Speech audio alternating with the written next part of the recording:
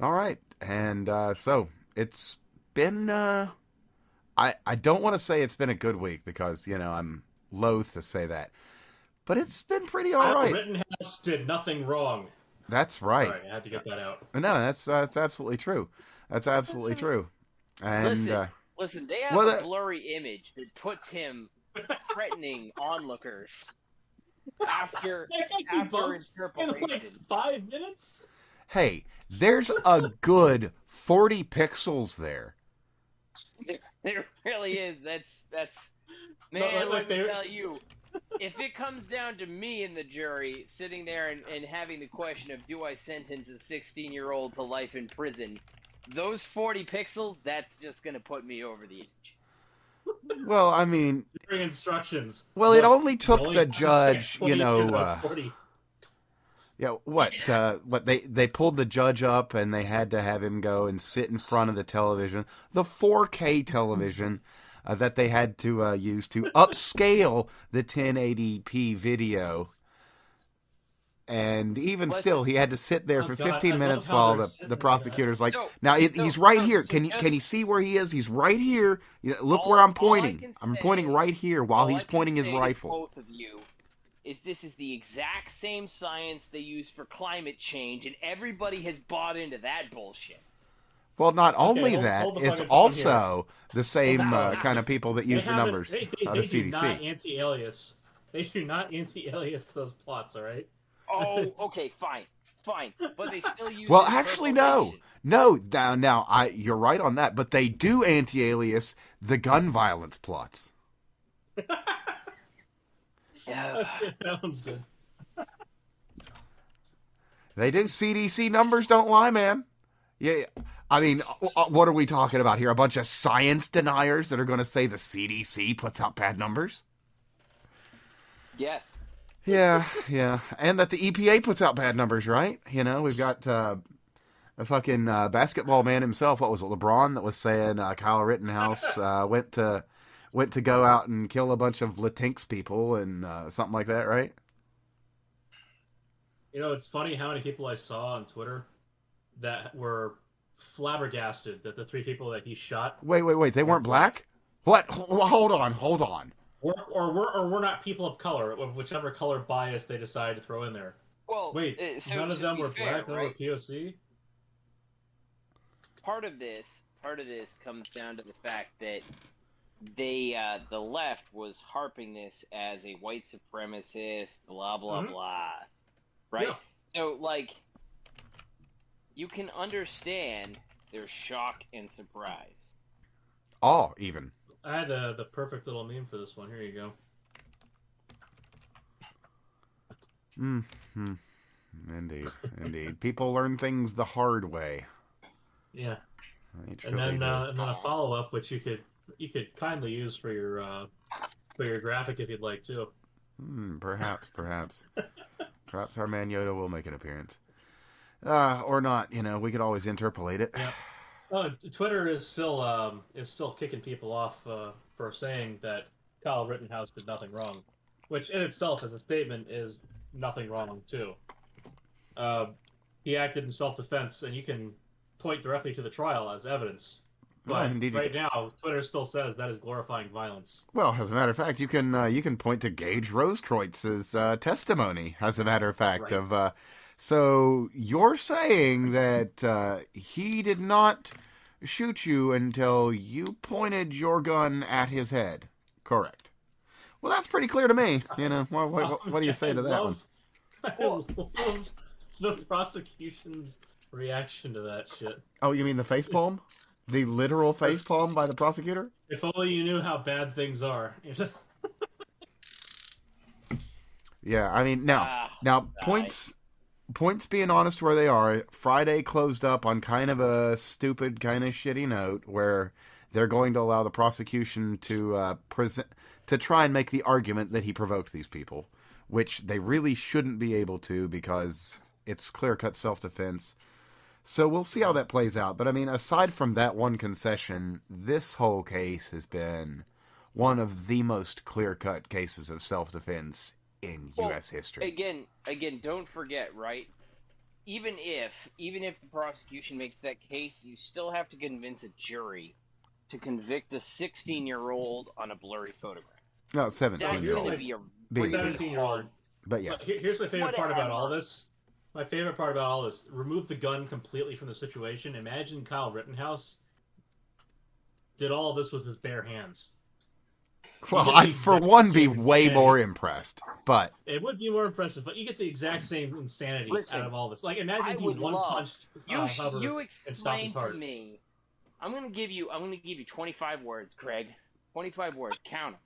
Right. I want you to explain how, with his bare hands, he can explode a bicep. Just go ahead. I'll wait.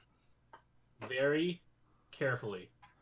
I can do it in a few more words than that. Bare hands. He squeezed like he was on freshman night trying to get a loadout.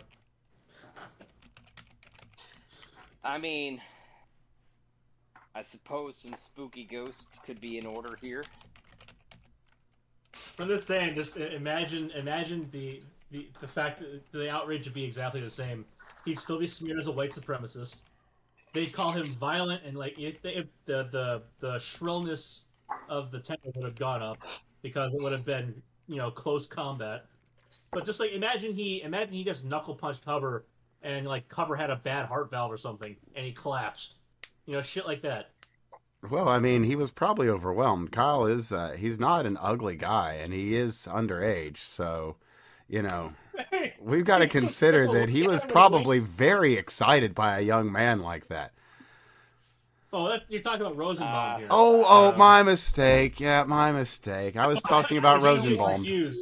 Easy to confuse. Let me be very clear. I always get the guy that rapes at the the end, kids and the ones that beat his wife, As you far know, as I'm confused. concerned, that last photograph that the ADA presented was a picture of the ADA himself standing there waving a rifle at those people.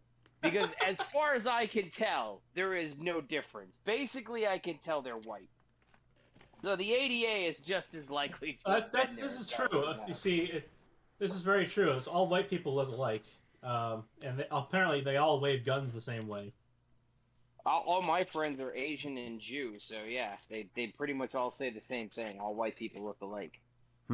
Although I will say, having had actual FaceTime with Craig this week, he does look like a stunning version of me with a slightly more full beard.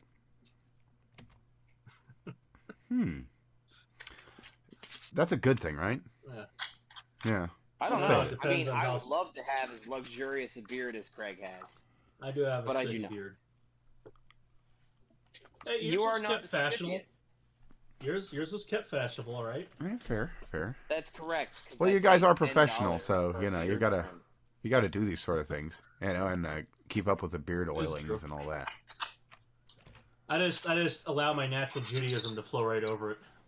Absolutely. I was really hoping that you would show up with some of those springy locks that your You people know, with the favor. payas up front. Yes. You whatever have got one of people those call it. hats, right? Please tell me you got one of those hats. Yes. I do not have one of those. Why hats. do you not have one of those Yeah, hats? Those bro. hats are fucking I have awesome. one of those hats. See, he's got one of those I had hats. Yarmulkes. I got yarmulkes. I don't have one of those. Yarmulkes are hats. not exciting. I know some of them are pretty wait, damn those exciting, hats but are I don't have different any than of yarmulkes? those fancy hats. I thought the hats and the yarmulkes were the same thing. No, yarmulke is just a head covering. You put it over the top of your head. It's not a full hat. You know, it's in the words of George Carlin, if you took a yarmulke and a visor and you sewed them together, then you'd have a full fucking hat. Yeah, Mm. not a very big hat, but, you know. Not a very big hat. True. Yeah, a small hat, if you will.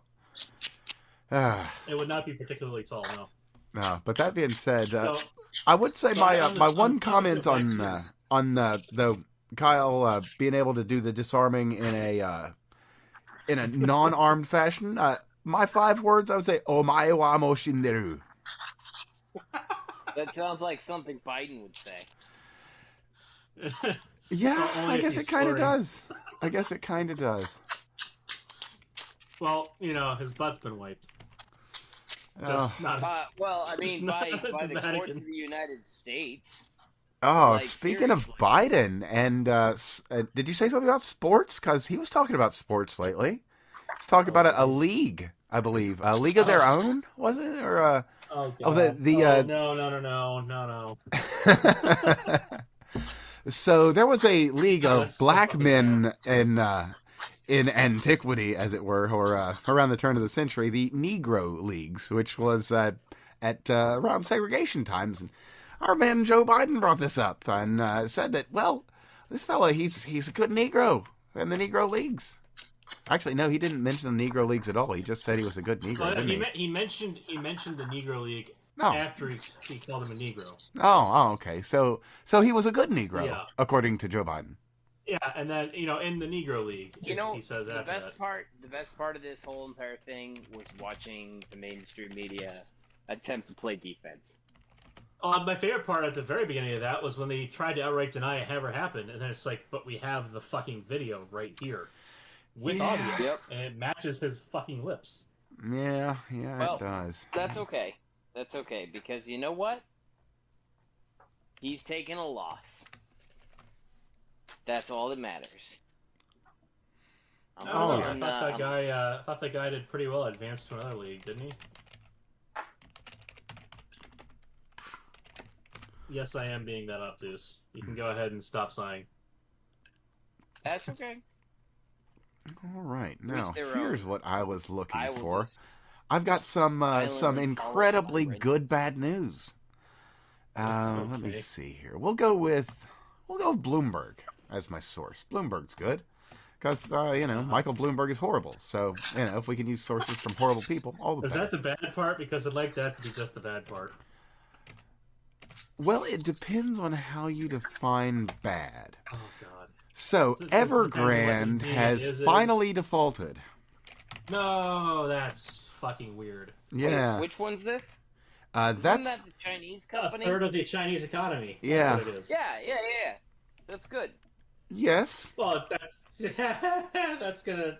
It's You know, good. the Yes. dollar's already going up. The dollar's already inflated. This is not going to help us. No, it is all. It's No, going to not help but China a lot I, more than it does not help us, though. It's also going to not help our supply chain issues. It will not help our supply chain although, issues. Although again, No. Craig, see, I chose to take my money out of my 401k, Right. fully in the anticipation of the stock market collapsing, Uh-huh. and invested in real physical assets. And Correct, I have yes. locked in that rate. I've locked in the peak of the market. So please, by all means, keep spilling this good news about a global collapse, because that is what I was banking on.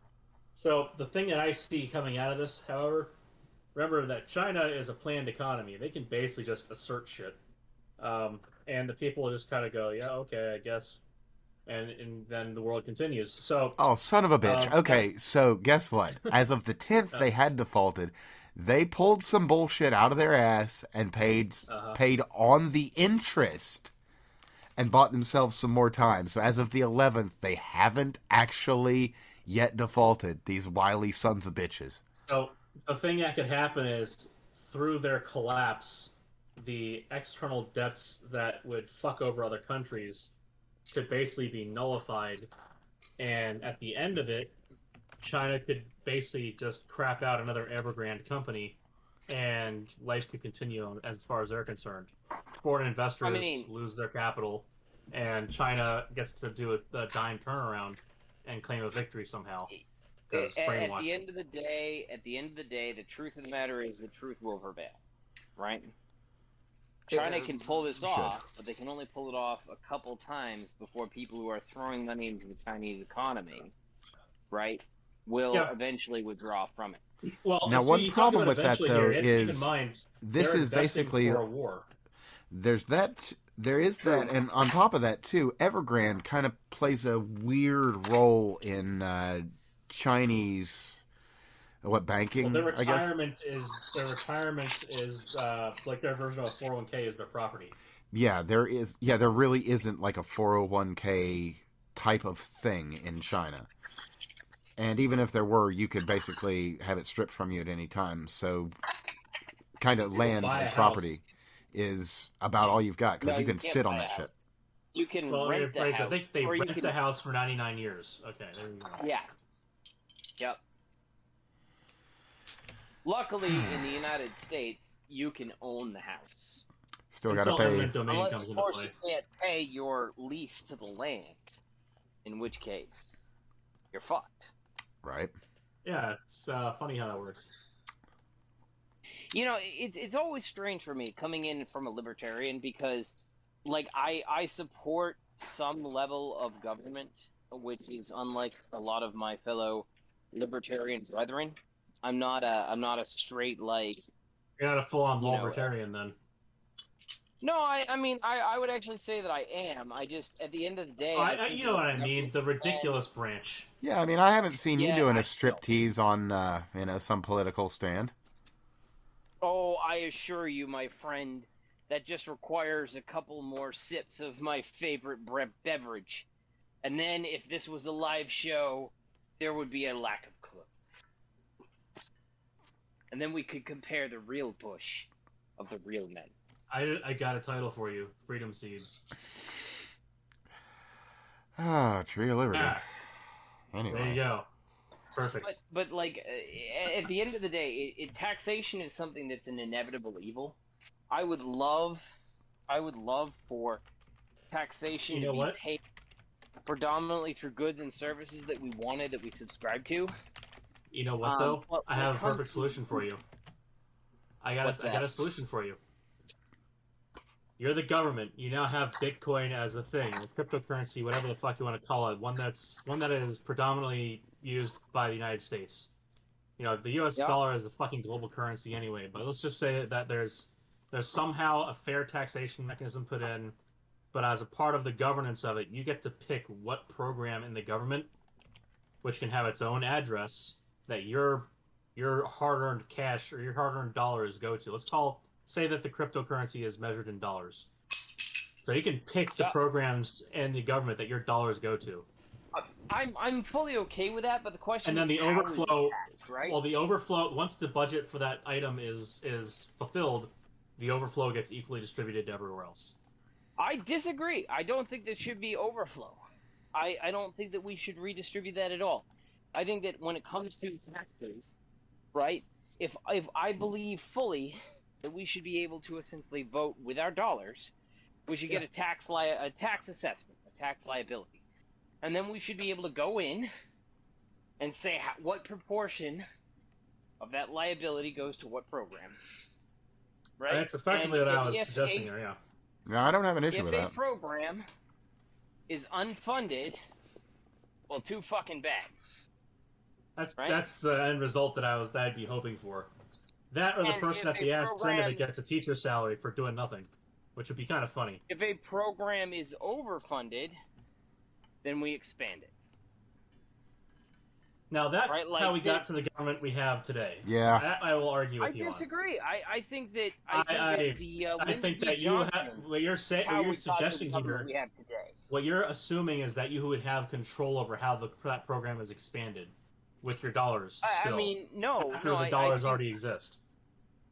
I think that Lyndon B. Johnson implemented a whole bunch of things that were required expenditures. And so all of a sudden Congress didn't have a vote in how we spent that money. And I think that's part of the problem was the Great Society rebuild. Oh, yeah. Well, we have if you look at unfunded liabilities in the U.S. debt, it's hilariously high. Like, we're way over $200 trillion now.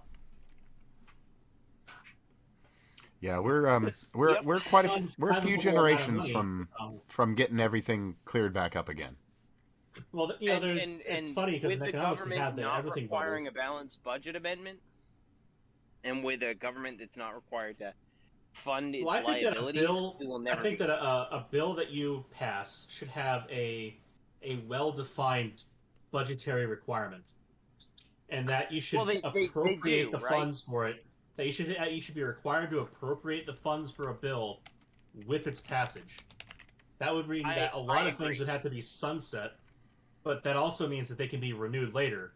And if Congress actually is forced to do its fucking job by renewing these bills annually so that everyone can see on record where people stand for that, then maybe we could actually know what the fuck they're doing with all that money. And it'd be much clearer. And that's instead of going, problem, we have these unfunded liabilities, we gotta spend this extra large amount of money just paying on our fucking debt, let alone paying off shit like Medicare. The issue is that they pass a bill, it goes to the OMB. The OMB scores it out for 10 years and says it's going to cost X amount of dollars. And then in year 10, it's going to be self-sustaining, right? That's how the OMB that's the laughable part. But in year 10, it's never self-sustaining. Exactly. Now, here's the thing. If in our job, our field, like in chemical engineering, if your project has a payback period of 10 years, which is standard, and you miss your target by, I don't know, over 100%, then you get sued and you never work again. You go to jail. Well, you don't go to jail. Well, let me rephrase that. Your company gets dissolved, and anybody who made promises might go to jail. That could be considered fraud. No, I don't think so, right? Like, there's a difference between fraud. Fraud is intentionally lying. Right. This is where I'm going with that. It's like if let's be clear, when a fucking government crony or a Congress critter says, "Oh, this will pay itself back," they know they're fucking lying. I mean, there's no question about that anymore. Right? Like, when an engineer sits there and makes a determination as to whether or not a project is successful or won't be successful or whatever, right? For the reality is that by the time you've clawed your way to the point where you're actually making an engineer's salary, right? You've earned your coursework and all the rest of that. You've been invested in the point where you can actually make that determination on a project.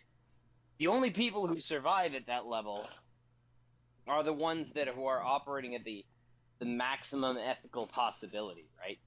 So, for the most part, realistically, unless you're building a bridge to Tampa. I mean, there's political stuff, but that's a separate issue. That's the issue we're on is the politics here. Politicians are pieces of shit. They are. I mean, and I get what you're going at with the discipline here, but I mean the rough comparison here is all I was going for. These assholes, as the joke goes, they should be wearing patches in Congress like the NASCAR sponsors, just so you know who the fuck's funding them, because these assholes spend most of their time campaigning for the re-election. I'll tell you what, we sure as fuck see a whole lot of Pfizer and Moderna patches out there right now. I would love to see a cap on political spending, wherein politicians... I think that's a great idea, right? Like, politicians are allowed to sit there and have their once you run out of area, no more. Their suit is allowed to be covered by a certain percentage of patches associated with who funds them. 100%. Patches must be at least 1 square centimeter. Right. And anything over the maximum contribution of an individual requires a patch. And here's or actually it probably had to be a certain fraction, because then you just have people like Jerry Nadler who just got fatter and fatter over the years. Well, no, they ended up with greater spending. A percentage of the surface area, right? Yeah, okay. So if you happen to be a really fat individual, you just have a really large patch on that individual. So basically, you're saying you're saying fat cats are good advertising, essentially. Sure, absolutely. I mean, it would actually incentivize networks to show C-SPAN more prominently, wouldn't it? I mean, let's pause for a moment. So I know that we've had our debates about COVID, and I'm so glad we're beyond that. And I'm not trying to bring this back to the fore. How disgusting is it that every single time we turn around, every single week, Pfizer is petitioning the FDA and various senators to approve a drug for a new class of people that hasn't been approved for yet? Like, what the fuck? How is it that the pharmaceutical companies are sitting there and dictating who gets what shot when? Well, you see, I think that petitioning the FDA with an application should be the limit. Going out on a press tour saying, "Hey, we want you to approve this shot." Yeah, free speech comes in at a certain point here, though. I mean, so I think that they getting sessions, like sit-in sessions with members of Congress, getting meetings like that. I think that if they have an application in with the FDA, or they're planning to put an application in with the FDA, then those products should be out of bounds for conversation with a senator. Yeah. Yeah. Now, I mean, speaking of vaccinations, though, I did put a picture in. There's one type of mandatory gene therapies. Let's no, be no, no, very no, no, clear. no. This has nothing to do with genes here. I think that there is one form of vaccination we all can believe is mandatory, and it involves only one or two elements off the periodic table. It's fairly safe for most people to handle, and it just happens to kill pedophiles a lot, very easily. All right, sorry, I didn't kill. It vaccinates them. Sorry. So you're talking about the MAP vaccine? Yes, that one. There's a MAP vaccine. Yeah, it comes in multiple doses. It's no charge. All you have to do is show up. They are large pills, though. They are large pills, and they move fast. Oh, speaking of pills, here's another box of them. Well, you know, the kind of pills that a medic in Kenosha might dispense. You know. Oh, yeah. Which medic? Well, the one. Here we go. Well, the one that was able to cure the rapist pedophile of his tendencies. Here you go. Here you are. Here are your appropriately sized doses. He had his doses were in. He had the civilian style 223 dose as opposed to the military 556 dose. So, you know. I think those are the. Is that 223 or is that 556? I mean, to be legit, you actually can't tell without looking at the head stamp on the rim. But you know. Oh, beautiful. See, like, this is the first time I've actually looked at the staff chat links. I very much appreciate the SMR links. That's fantastic. I didn't see that earlier. SMRs is really what everybody seems to be going for, which doesn't surprise me. Yeah. I mean, realistically, like, again, going with some. So we had a chat. That's well. I'm wanting to close out on that because it's such a good piece of news, and it's something that we've been talking about this whole time. And yeah, I want to actually close out with that one for the end of the night because it's such a good topic. Oh, we'll come back to it. Like we'll plan on coming back to it around midnight and end up being done at like 3 a.m. Yeah, exactly. Well, I mean, actually, you're on the topic. Why don't we just go into it? Because I've actually got some other really good news that I can close out with at the end of the night. So yeah, let's just drop right in. But yeah, mini nuclear reactors, mini nuclear or localized small reactors, which is exactly what we've been talking about in a number of occasions. And it's going to become a thing now. The short version that we should talk about is economies of scale. Because a lot of times, a lot of people sit there and say, well, if we scale this thing up, we get this huge reduction in price. And the truth is that's absolutely true to a point, right? Yeah. Most modern nuclear reactors are beyond that point. So when we start talking about economies of scale, that's saying that, hey, if I build this large vessel, right, this large steel tank, it costs me X amount of dollars in labor and X amount of dollars in materials for X size. Well, I mean, to be fair, you could put an economy of scale into building nuclear reactors, but I don't think there's quite the demand to be building factories for those kind of pressure vessels and stuff. Let me just give you like the Spark Notes version of it here. So with engineering, it comes down to volume and surface area for a lot of these kind of things. And so basically, if the thing you're doing requires the volume part, but the material construction is going to be involved in effectively only the surface area part, then the economy of scale is basically the surface area to volume ratio.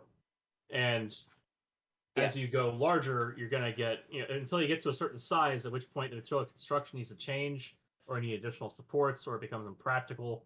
But even then, at that point, for all intents and purposes, you're still talking about basically. So what you get is like a pressure, like a high pressure vessel is volume is all I'm getting to here.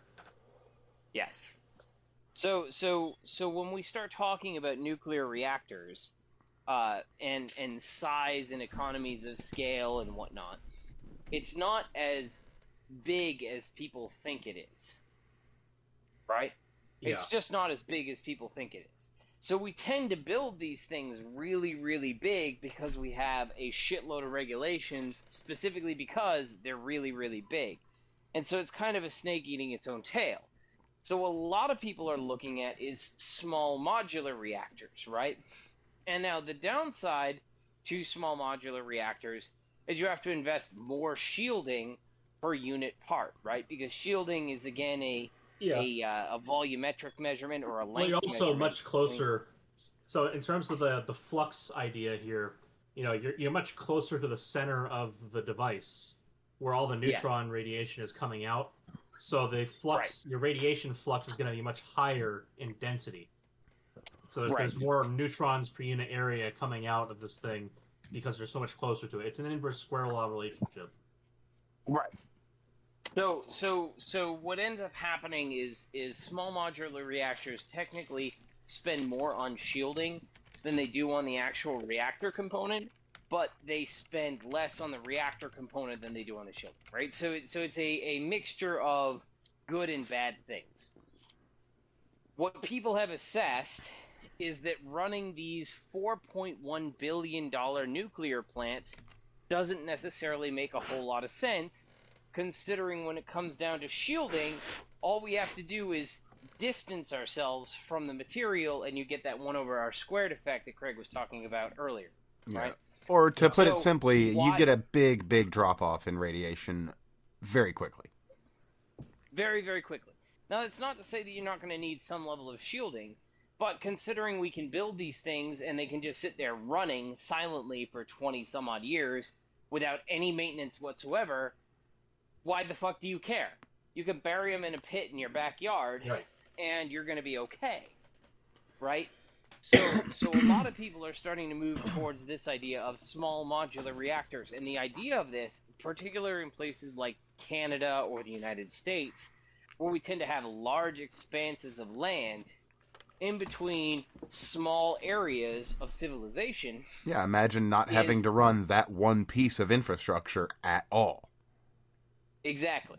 So if I was to turn around and run a farm in the middle of Kansas, right, maybe I've got 12 people that I'm supplying power to, and yet I've got to run, in order to supply those 12 people, I've got to supply electricity across a line distribution of 30 miles. Right, between me and the next farm. You got to have a crew that comes out and maintains it routinely. Right. That entire length, not just the local area. And whatever losses you're dealing with from powering that line for that distance. Losses, weather, maintenance, all of that stuff. Or we could just start building these small local modular reactors. And when people started looking into that, when they started looking into that, they said, hey, well, what if we turned around and we built the local town nuclear plant, right? So my little local town in my little corner of New York, right, where I've got farmland to the north, farmland to the south, farmland to the east, and farmland to the west, but we've got, what is it? I think we got like less than 10,000 people in town, right? And then maybe there's the city just to the north of us, which is less than 300,000 people, right? So why not just build one small nuclear reactor? It doesn't have to be massive, but it would power the town and the local municipality. And so we could basically route power between these two locations without stretching the distance, the 20 or 30 miles of distance between us and the next major city, right? And that's what they've been looking at, is these small modular reactors, because again, we could sink them in a hole. We could take a reactor, drop it in your backyard, sink it down probably 10 feet, and you would have enough shielding in the ground just by way of the dirt. You could stick, for an individual house, right? You could sink a reactor down into the concrete, put a steel shield plate over it, and not touch it for 20 years, and you'd have no significant radiation dose. So this is what I was going to mention here, is that beyond just having the ground, assuming you don't want this device to be touching the ground very much, just because you don't want to rust or any of that any other issues to come about it. You want to make it easy to get access to, etc. It'd probably be a normal thing to sink in some sort of concrete shell in Oh in the yeah, area, it'd be nothing to do like a marine grade just concrete one of pit. those concrete tubes or whatever. Just sink one of those into the ground, Oh yeah, filling even still, around there it, you go. They even make those. a You little could have pad. one of those Well, just I Exactly. mean, shipped to a place. your standard house foundation, right? Like I'm that's just a saying, 2 feet thick of concrete, I'm just saying, right? you can Digging a easily small just put this one foundation, in the backyard somewhere, and sink it exactly. there, and it's you got now you have distance and soil. I mean, now you've got another layer of concrete. You could have, like I said, just one of those basic concrete tubes, prefab, off basically effectively off McMaster-Carr kind of thing. Mhm. Obviously, this would be a little bit more of a special order, but you get the idea.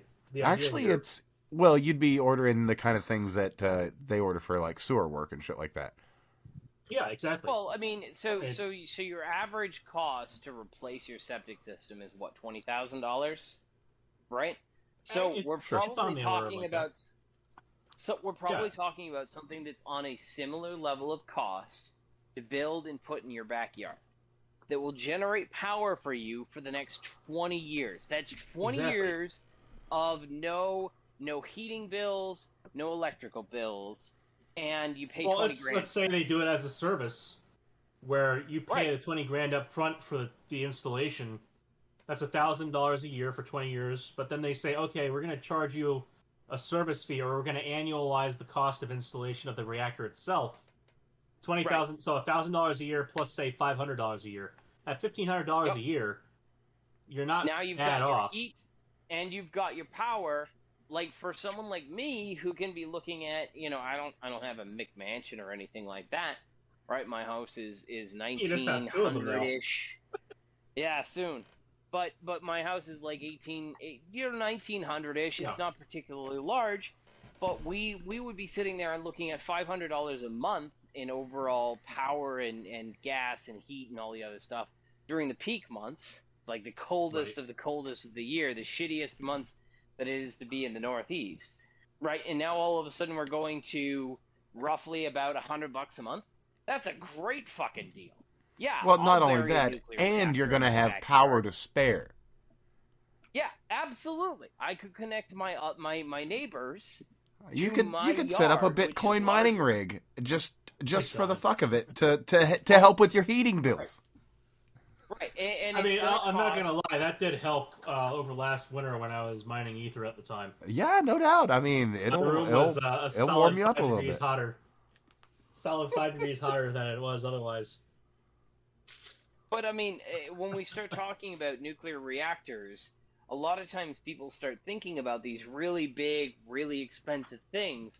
And what's ended up happening is with the advancements in polymers and the advancements in overall understanding of nuclear physics, it becomes less necessary to do these large scale operations because I can sit there and bury a reactor in my backyard for say 20 grand, and for say another 10 grand I can throw in a steam plant, right? So here's And the that thing would that heat people my have. house. So a thing that people don't quite get about the size and scale of things when it comes to nuclear reactors. At the current state of industry, those domes are sized to contain all of the steam from a meltdown. Right. That is 1,000 times larger than the reactor itself. Give or take a bit. So the reactor So itself so is like the size of roughly the size of a semi trailer, but we need that giant ass dome to hold it. I can provide good numbers on that.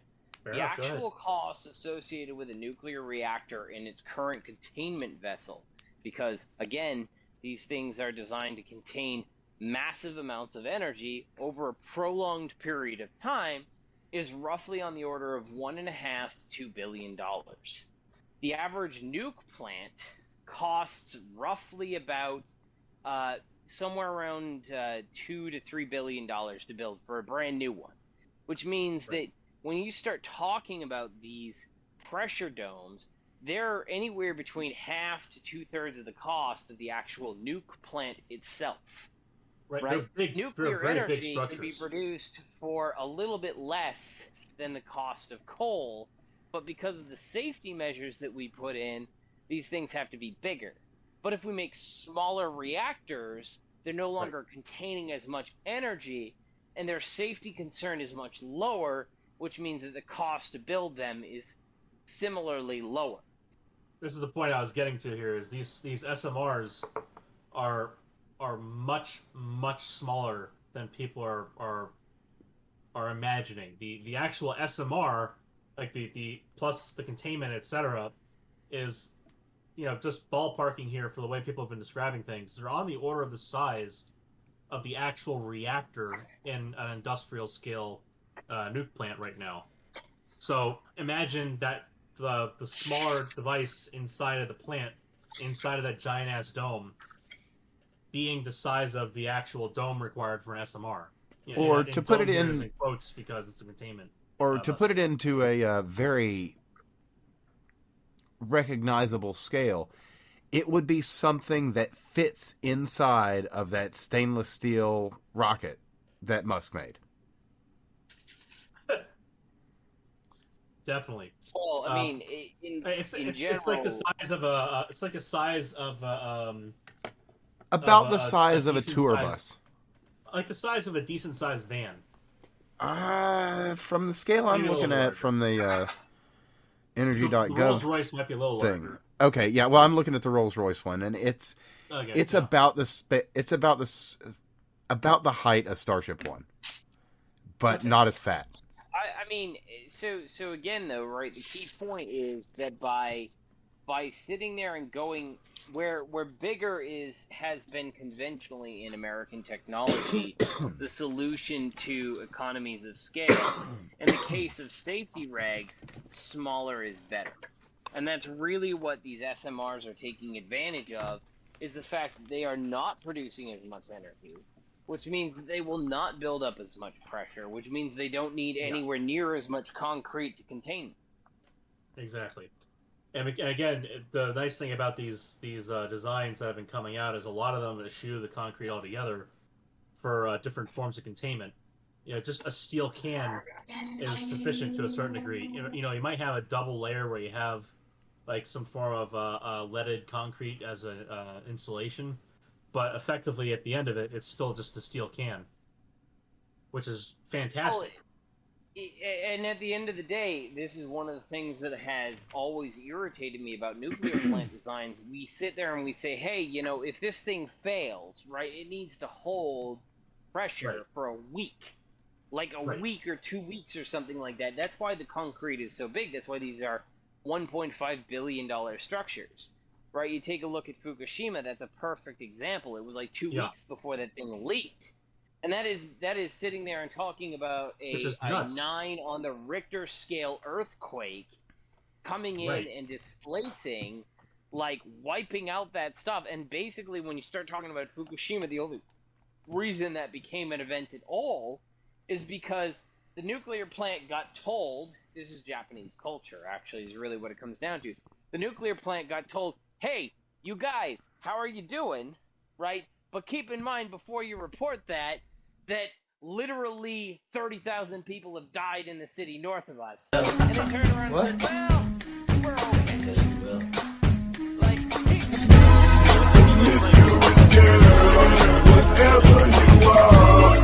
It should impress upon people that, like, the disparity in the focus on structural stability that was put into place here, that the backup generators were so structurally unsound. And again, keep in mind 9.0 on the scale here, that's a lot of shaking. Like, it's not as if this, like, a normal building should have collapsed under that, but like this is not a normal building. They did.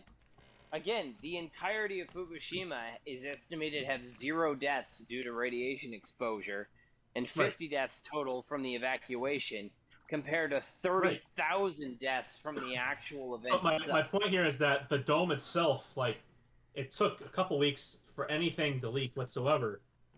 Yep. The dome is made out of concrete and steel. But concrete is subject to brittle failure. If it did not brittly fail, like, to a significant extent, like, if the brittle failure took 2 weeks to happen for a leak to come out, then the brittle failure was, like, a couple of minor cracks. In a concrete structure subjected to a 9.0 earthquake, that is a ridiculously well-engineered structure. So the question then is, for the backup generators... Yeah. But then the backup generators were able to get shaken apart, basically. Like, that should tell you the difference in focus on structural stability there. So from a Chem-E perspective, when we're building a facility, right, and a facility that sits there and is trying to keep people safe, we tend to have things like rupture discs and stuff like that, and we can easily implement on a small modular reactor a rupture disc that vents stuff through a HEPA filter so that it's no longer a risk. Or, you know, we could do the passively safe approach. Essentially, by distributing our risk, we are safer overall from an individual catastrophic event, because that catastrophic event is not going to be that large spread. Yeah, what once would have been a mushroom cloud is now just, you know, like a building blowing up. Well, that's the thing is that's another misconception there. Virtually, it's virtually impossible to get. Yeah, I guess I'm being incredibly hyperbolic here. I'm just gonna say, like, you know, even with what I'm saying just there, actually, that was completely unrealistic. Being honest, because you don't get a nuclear bomb kind of thing. It's more like sitting there and having your worst case scenario being a chest X-ray to your worst case scenario being an X-ray of your finger. Yeah. That's a much more accurate scope of danger. Even with the graphite fire, that I still can't believe they fucking used that as a moderator. Even with the graphite fire that resulted from Chernobyl, like, in the plume that showed up after that, it's more akin to like a miniature, very miniature version of a plume coming out of a volcano. You know, it's a big bonfire at most. And after we abandoned stupid ideas like graphite or carbon or whatever you want to go with on that, I mean, we used water as the medium, but, like, still, fuck's sake, why use literally the flammable material we worry about, carbon? So anyway, modern reactors don't use that anymore. For the most part, we don't use that anymore, right? Like, that was Gen 1, or yeah, it's Gen 1. Well, no. Let's be very clear. That was Soviet Gen 1. Yes, American Gen 1 had steel. Right? American Gen 1 has legitimate problems that should not be dismissed. But Soviet Gen 1, you know, nuclear reactor radiates you is the premise of the design. Right. Now, in America, we had Gen 0, which was Pile 1. Yeah, we turned around and said, there goes the dog. Yeah, Pile 1 was literally where the Americans turned around and said, let's see if we put all this nuclear material in place and see if we get anything out of it. Yeah, in a racquetball court. Yeah, right? Like, Americans know what's up. We know how to build. We had concrete shielding. It just wasn't much. That's exactly right. Yeah, and I mean, like, we do have, right? We do have, when we start talking about the nuclear age, there are legitimate mistakes that have been made in terms of contamination and contaminating soil. I think it's the Hanson's facility. In I think State. Kyle What's-His-Face on YouTube, the science communicator guy, Kyle Hill, he does a great job. He does a fantastic job with a series of videos on nuclear. And one of them I'll include a link to the wiki on the Pile 1 experiment as well. It's Okay. it's a trip. It's a crazy story. I think that if you're going to talk about like great nuclear reactor failures, the pile one is actually like that was not so bad. But then Nah. there's the reactor that proved to the United States that the Army is not allowed to have nuclear reactors. Yeah, there was this incident where a guy got a flash in that one what the heck is it? The hood box, and he was like using the cleaning solution or whatever, and Oh no, the stuff that's not the one I'm referencing. I can't right, remember and the it wasn't exact that wasn't a reactor, just There was a reactor, right? So one of the when we I think we should take a walk back through history as to what Gen 1 reactors were, right? Because they're a special treat. So where modern reactors are managed by microcontrollers and sensors and the whole bit feeding back to a control room where people are making important decisions, Gen 1 reactors were they a had couple valves. guys manually manipulating control rods to try to control a nuclear reaction, which, by the way, is occurring at relativistic velocities. So, needless to say, your response time isn't enough. There is, I think it's the CP1 is what it's called. I don't remember off the top of my head. But there is a reactor that was run by the Army at the dawn of reactors. And this reactor, apparently there was there's all kinds of myths about it, including that there was a love triangle involved between these two guys. But the first major event was, I think, it's not CB1 because that's Chicago Pile.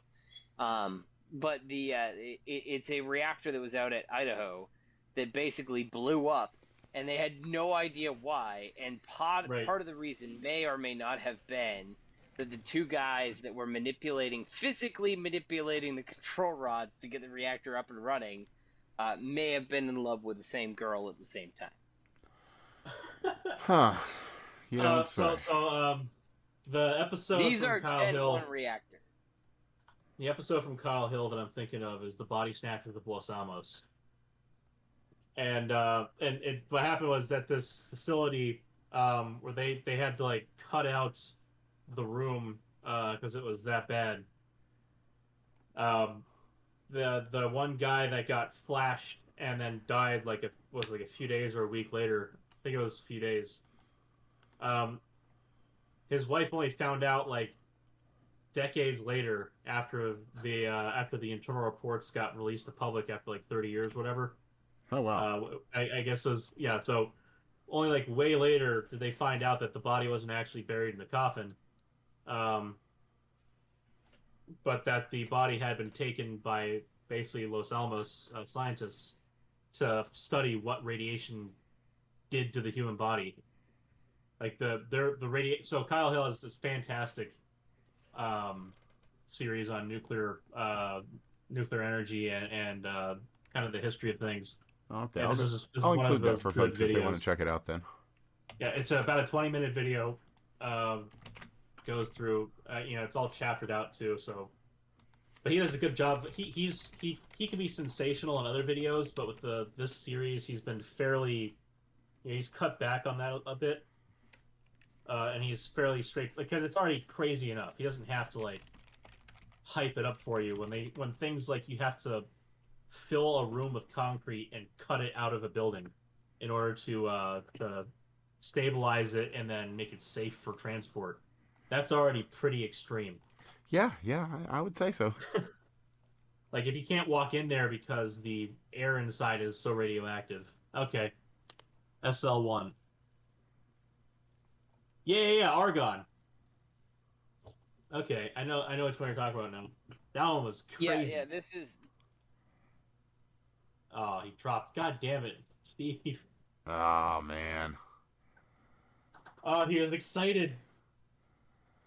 Does he know that he's... There he is. There we are. Steve, start over. You're excited. Yeah, we lost you for a second.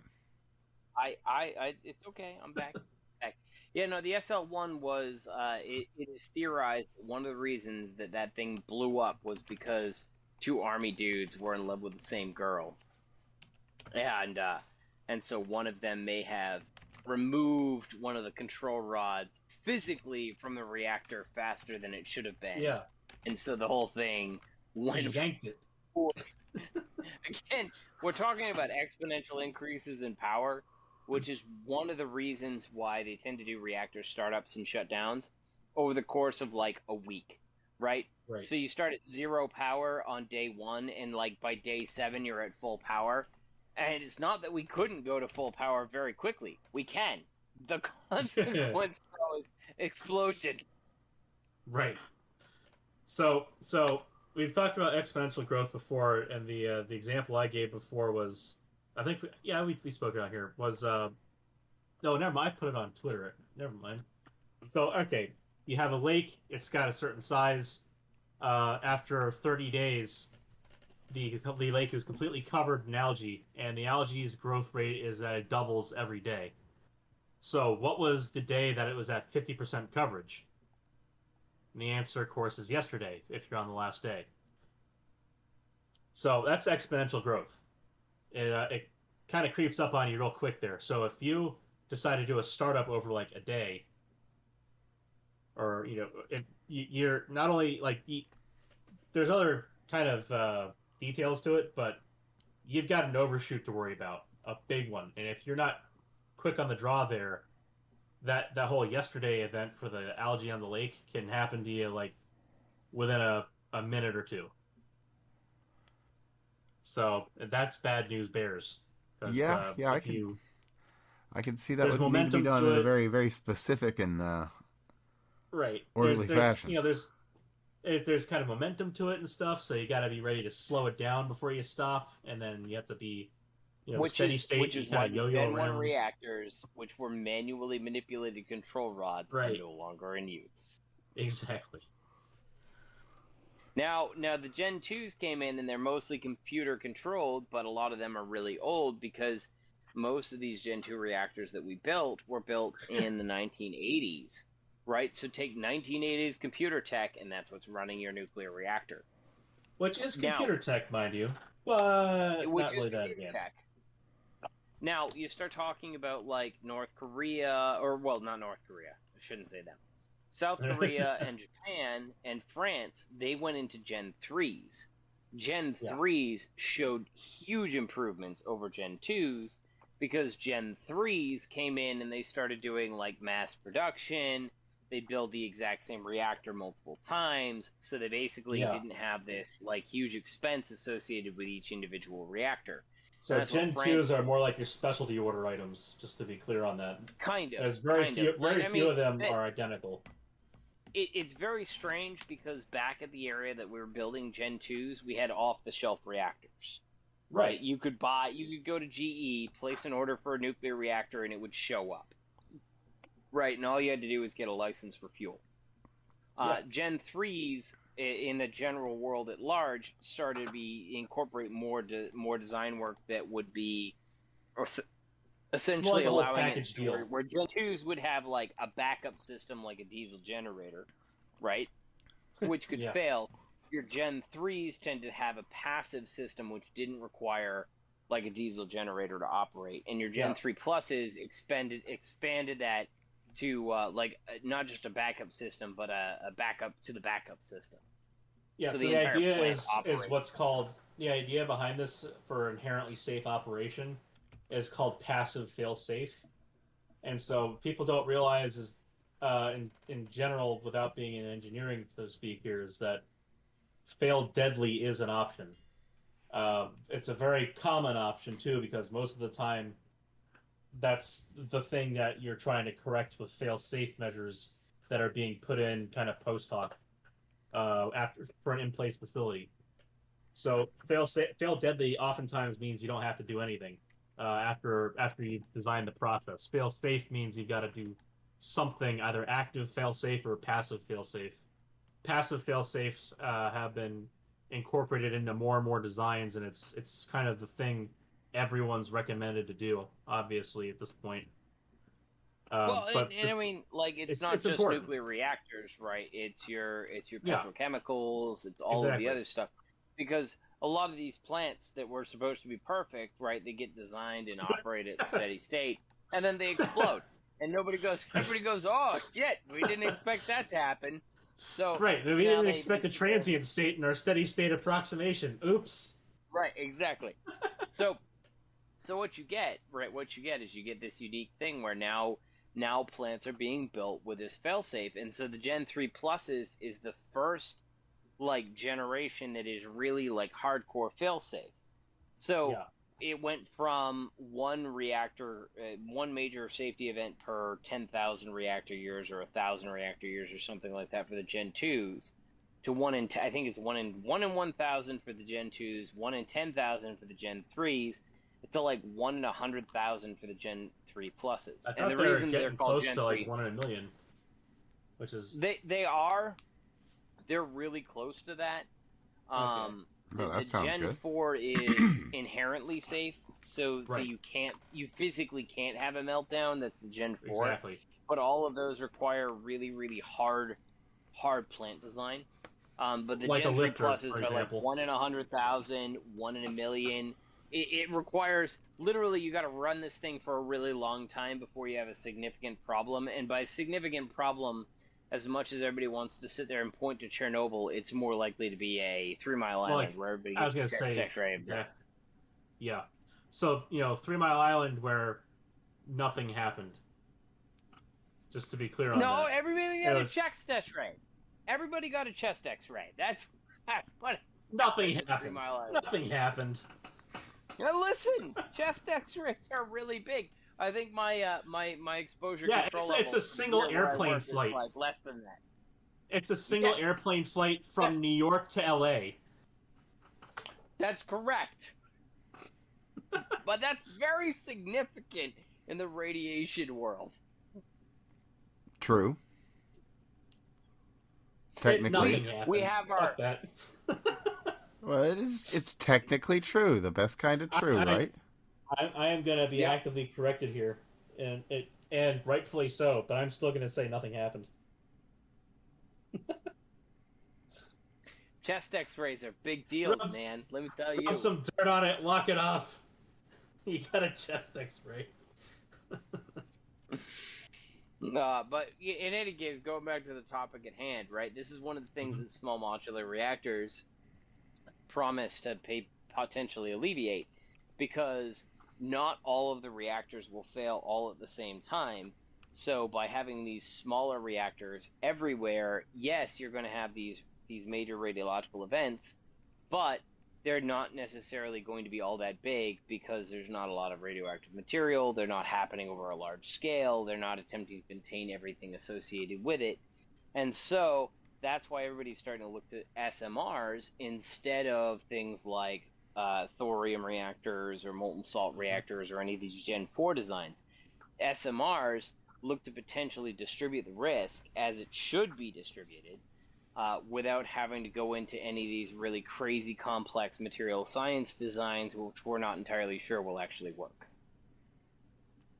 So like, this is one of those things where I really wish that, as much as I don't like having the government fund a lot of extra stuff, when we put dollars into science in this country, like actual science where we're doing something that's going to produce a product at the end, or is going to advance our knowledge on a subject more than advance someone's blue hair degree, we actually get results out of it. We get a massive return on investment. The NASA one is fantastic example. Every dollar that goes in comes out as 20 later.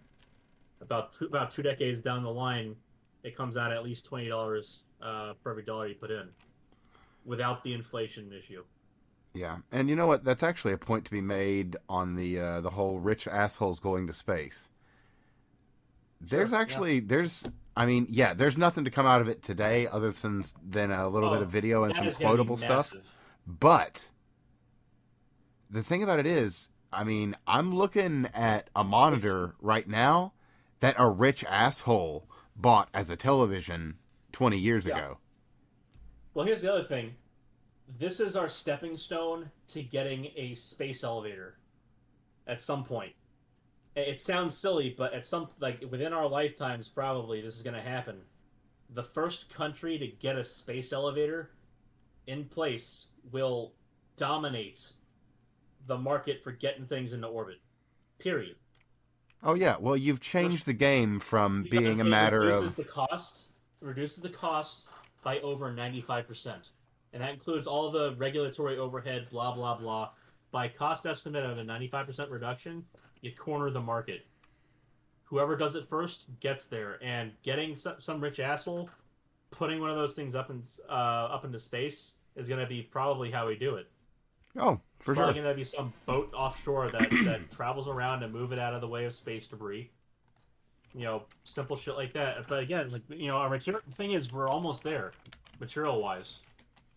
We really are. I don't know if I'd go with almost there. We could. We really are. So in terms of space elevators, we could build one on the moon with our current tech. In terms yeah. of space elevators for Earth, it's a lot harder because we have an atmosphere, right? Yes, it is. And So here's the thing. Like, we are almost there in terms of the base technical part, like without doing the nitpicking part. And while it seems like it's a massive part, atmosphere is fairly nitpicky in this sense. You can find places where there's relatively low drag. That's the part where it's a detail. It's not a minor detail at that point, but it is a detail. Just having the strength to hold itself together is a massive accomplishment for the cable going from the ground to space. And we've gotten to that point. We just haven't figured out how to mass manufacture the material yet. Arguing, it would right now take us about a century to make enough. Arguing that carbon nanotubes can somehow possibly fulfill this role when the best that we can do is produce less than a square inch per $1 million is like we've actually gotten to the point where we can manufacture large amounts of nanotubes. I know this because I've had to work with the fuckers and they're annoying, but I've worked with them on a kilogram scale. We produce a lot, like we can produce a bunch of them. They just aren't like in an ordered forest necessarily. But we've also figured out how to get them to knit themselves together automatically like a yarn, just by pulling at one end of a forest grown on a wafer. That costs a fuck ton of money. But that's not the important part is getting it to where we can get that mass manufactured, not on a kilogram scale, because the kilogram scale still costs tens of thousands of dollars, mind you. But we need to get it produced on like the metric ton scale for about 1/10 of the cost that it's already at. We haven't figured out how to get to there yet, and then how to make sure that it withstands. Like I said, just getting to the point where we have the strength to go from ground to orbit is a big achievement, and we've finally gotten there. Right. Keep in mind, the best point for space launches is this roughly the equator, right? As close to the equatorial line as you can get. The problem with the equatorial line is that as much as that's really, really good for short space launches, it's not particularly great for weather. No. So what ends up happening when we start talking about atmosphere matters a lot. And yes, we can probably sit there and we have at our disposal, assuming an inert atmosphere, a cable that we could launch into space. And that may very well be like maybe what we end up doing is we just, release the cable and drop it back down and bring it back up and drop it back down. And that's what we do instead of having a permanent anchor point. Like that's an entirely a possibility, right? But hurricanes really fucking suck. And they really fucking suck for carbon nanotubes that cost as much as carbon nanotubes do. As far as the wear and tear, the other thing you have to really consider is the ozone layer, which is, people don't realize exactly how corrosive ozone is, let alone the UV radiation that's creating it. So, ozone is big bad news for nanotubes or any kind of carbon-based material. But the thing Kurzgesagt actually had a good video on this on a tether system, which is probably going to be more likely what we really do. The space elevator is a great novelty in my mind at this point, but it'll be a stepping stone again to the tether system. Whatever stresses are going to be put onto something that's trans atmosphere, is going to only be a similar requirement for a tether that's extra atmosphere, that's out in space but in low orbit. So the ass end of it, when it comes down to match up with whatever thing is in flight to latch on and then pull it out of the atmosphere, that end of it is going to have to pass through the atmosphere to some degree. I mean, it's going to be very low pressure, but it's going to be there. It's going to be high velocity, etc. So, you're right about it being much easier to put a space elevator on the moon, and I think that's also realistically probably going to be the first deployment. But still, the fact that we have the materials I worked on initially are sufficient to do a moon-based cable right now. That's without any reinforcement, that plastic would do it as long as it was oriented properly when it was solidified. It would definitely be enough. Oh, that's cool. If you add a nanotube reinforcement, and it's definitely enough, way stronger. It is overwhelmingly acknowledged that we have the technology today to build a space elevator to the moon, which is one of the reasons why it pisses me off that everybody wants to go to Mars, because realistically, the moon has all of the natural resources the Earth does. Well, and we can build a space it'd be good to go there. So I think that we should do both, because the moon is de facto, well, we need to be building a city question on the moon, and we need to be worrying about getting to Mars from there. Well, there's no question that we're going to have to go to the moon to go to Mars. That is going to be the pit stop. Like, that's where we should start a Mars mission from. Well, I mean, because of the lower energy to get out of there, but also because it's got all the fuel. Well, let's be realistic here too. I mean, the moon is probably going to end up being the Earth's way station. Like, this is where you go to come and go. Yeah, that's just reasonable because, as you say, there's fuel, there's low gravity, it's conveniently located. You really couldn't ask for something better suited to the task. Not to mention the fact that you could easily send automated ships out to the Kuiper Belt and back, or any one of the asteroids. Or Kuiper's kind of far. Yeah, I know Kuiper's kind of far. Well, you could go to like Io. Call it a 10-year. Right? Call it a 10-year. Well, call it a 10-year mission to go out to Kuiper, pick up resources, and come back. And if you've got enough ships, then you're still getting them every month. Right. And I mean, you could still go to Ganymede or Io or any one of those others, or Titan, right? And you could pull all of the fuels, all of the water that you need, anything. So the big thing that you'd have a problem with some of these different pit stops along the way here, for instance, Titan. Titan's got all the methane and ethane you could ever want, but it's got none of the oxidizer, which sucks. If it had imagine a moon like that with oxygen on it. Poof.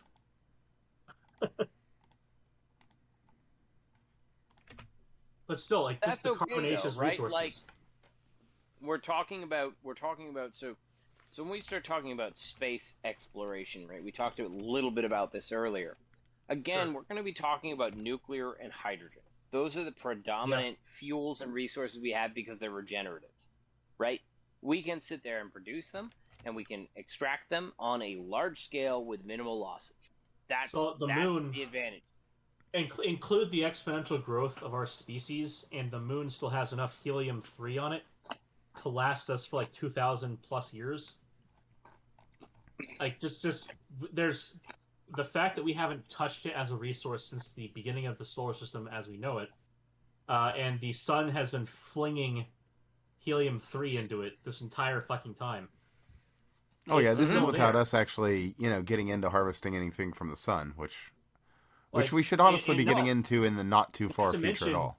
I mean, again, the solar wind still blows out plenty of deuterium. Like, there's tons of it on there. H3 and H2 and all of those other isotopes. That's fusion stuff for those who are outside the conversation. The thing is, like, if you do helium-3 fusion, valid, and you can just stick a nuclear reactor and do the same thing.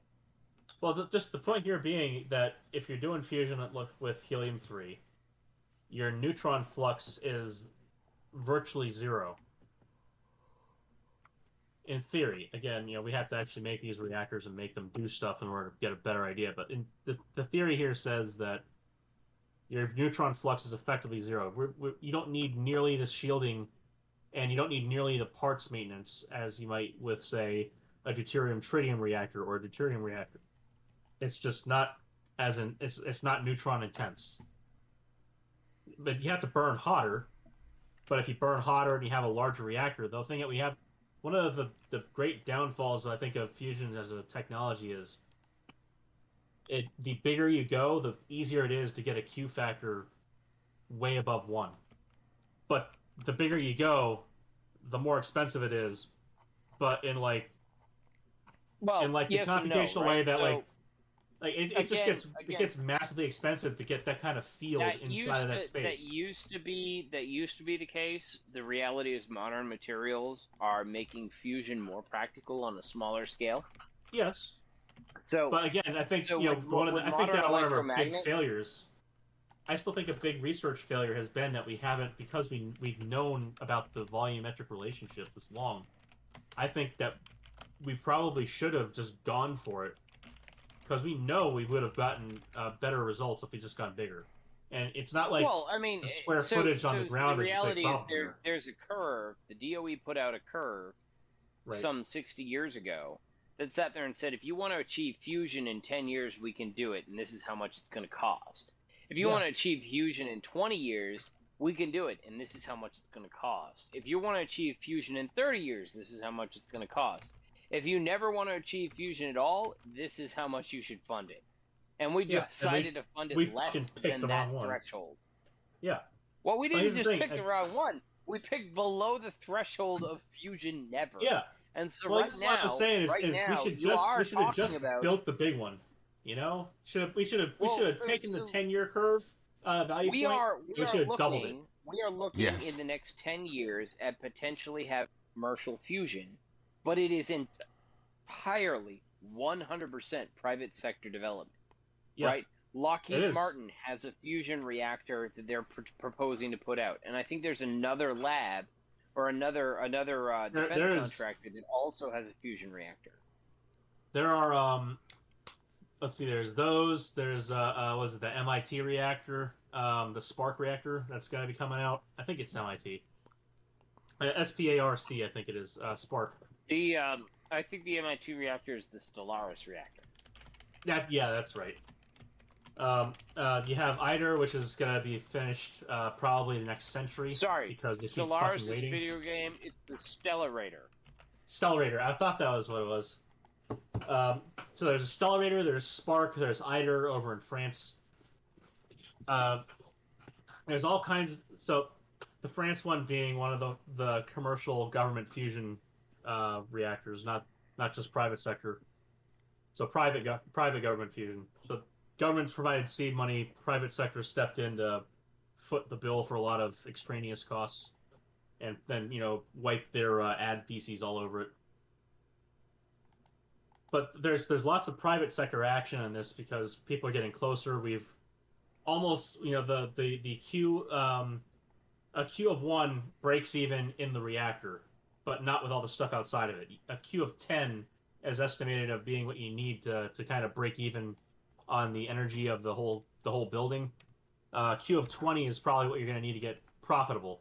That means for every bit of energy you put in, you need to extract 20 times that, which is a big pain in the ass.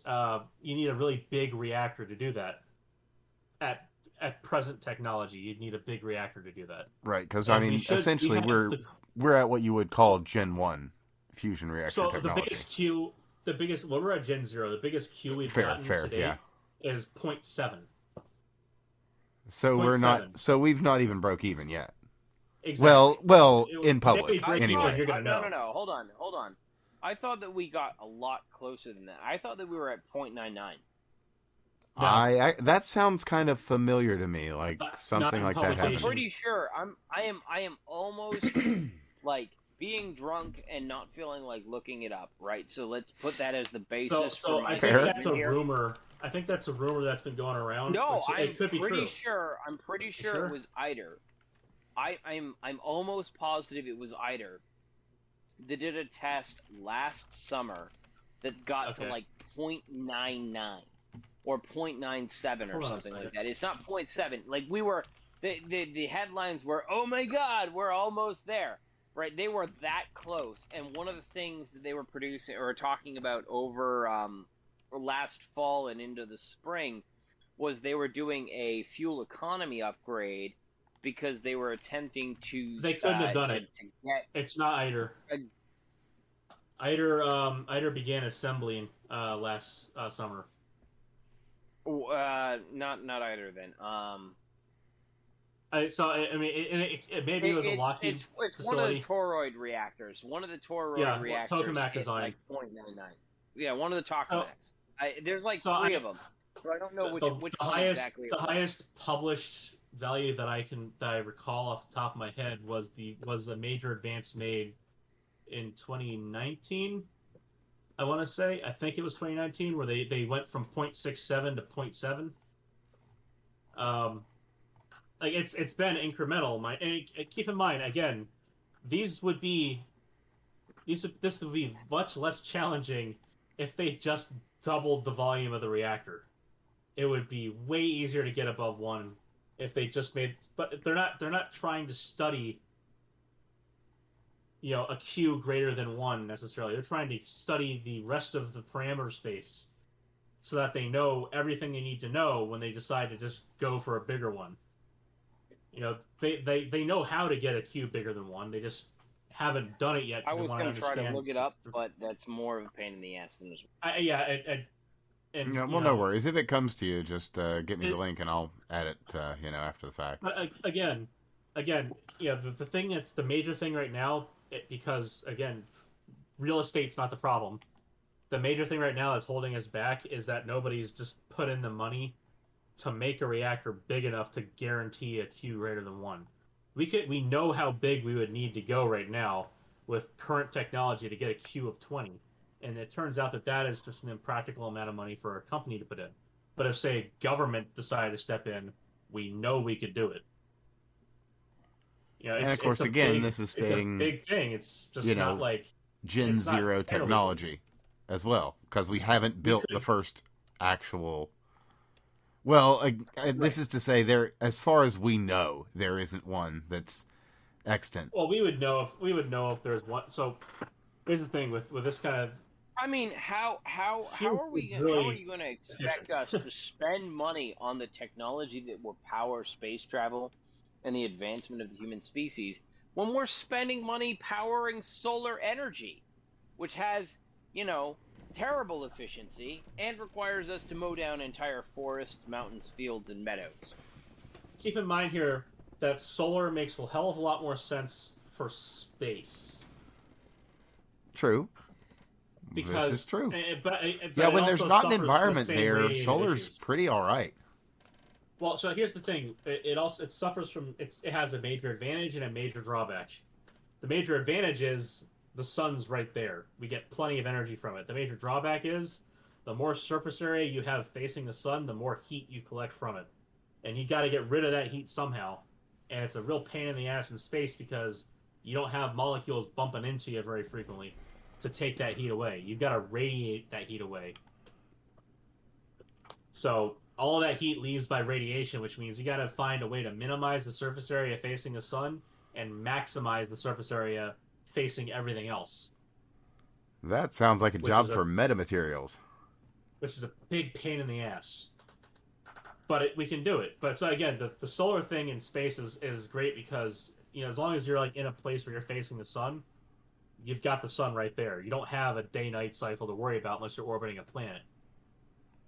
And even then, you're orbiting fast enough where you're, you orbit the planet like 20 times a day. Throwing a solar panel out into space, especially deep space. Let's not talk about lower atmosphere orbit where there's all kinds of micrometeoroids and shit, right? Right. So let's talk about like moon level stuff. Let's say that we were a little bit more conscientious about the trash that we produce in space, which just sits there forever. Right? So God forbid. I will give you that you could probably put an array of photovoltaic panels, microwave transmitters, and run a moon base off of it relatively okay. Well, I will I also think that put a it moon to you base that moon base will be cheaper with nuclear. I think that if you want to do anything more than like effectively a glorified radio, because that's what satellites are, I think if you want to do anything better than that or more important than that, you should definitely have a fission reactor on board for small things and a fusion reactor for large bases. It's if we're talking about the moon base, a fusion reactor is basically the thing that makes sense. Pretty much, and again, the thing with fusion is you don't have meltdowns. You know, the Gen 0, Gen 1 comparison is pretty apt in terms of technology, but if we're talking about like the danger that was involved between say Gen 0, Gen 1, Gen 2, Gen 3, there's no comparison here. That fusion, if you stop, if you lose power, the plasma goes unstable and it dissipates, and it's over. Just kind of a poof kind of thing. Yeah, imagine like take an empty water bottle, put the cap on it. You know, get one of like the thin ones like I have here in my hand. You just haven't been hearing too much of that. And there's this neat little trick that I learned playing sports to fuck with other people, which is you can twist the middle of the bottle and basically crush the one end of it like a piston, and then pop the cap off with your thumb and shoot it like a little gun. Well, imagine if your hand is the power behind the fusion reactor, and then you just let go. The bottle doesn't explode in a mushroom cloud. It just, quickly whips around and it's done. There's no the pressure is gone, as it were. Yeah, it's an apt thing because the magnetic field that's confining the plasma to a very small volume, when that goes away, the plasma just expands and loses all of its heat. It's adiabatic expansion at that point. You have a little bit of radiative loss, but it just expands out and cools off quickly. It's like taking one of those air dusters and then holding the trigger down, and then you'll feel the can gets cold. The biggest problem with fusion is it requires more shielding than fission. Right. Oh, yeah. This is why I was suggesting the thing with the helium-3 is that you have a virtually neutronless reaction scheme. Even so, you still have higher energy gain. So fusion, sure. Per mass that is undergoing fusion, right? Right. You get far more energy output. And I was going to say, what about portion of that? As much as a portion of that tends to be, thermal energy and heat output and all the other stuff. A lot of it tends to be really high energy photons and neutrons. So the shielding is actually much harder with fusion reactors than it is with fission reactors. That being said, fusion reactors are typically kind of self-shielding because you really want to recapture those neutrons, the neutrons that are emitted, especially from tritium and deuterium reactions. You really want to recapture those and use them again in the next cycle. Right. Which is one of the reasons why, like for people, like they should understand that when we start talking about hydrogen, you pour yourself a glass of water, like an 8-ounce cup, right? That's enough to power your house for about 4 days. That's how much deuterium is in there. Yeah, keep in mind, so deuterium is at a concentration of about, let's see, it's one in every 10,000 hydrogen atoms in that glass of water, if memory serves. Like that, it's deuterium is actually remarkably common.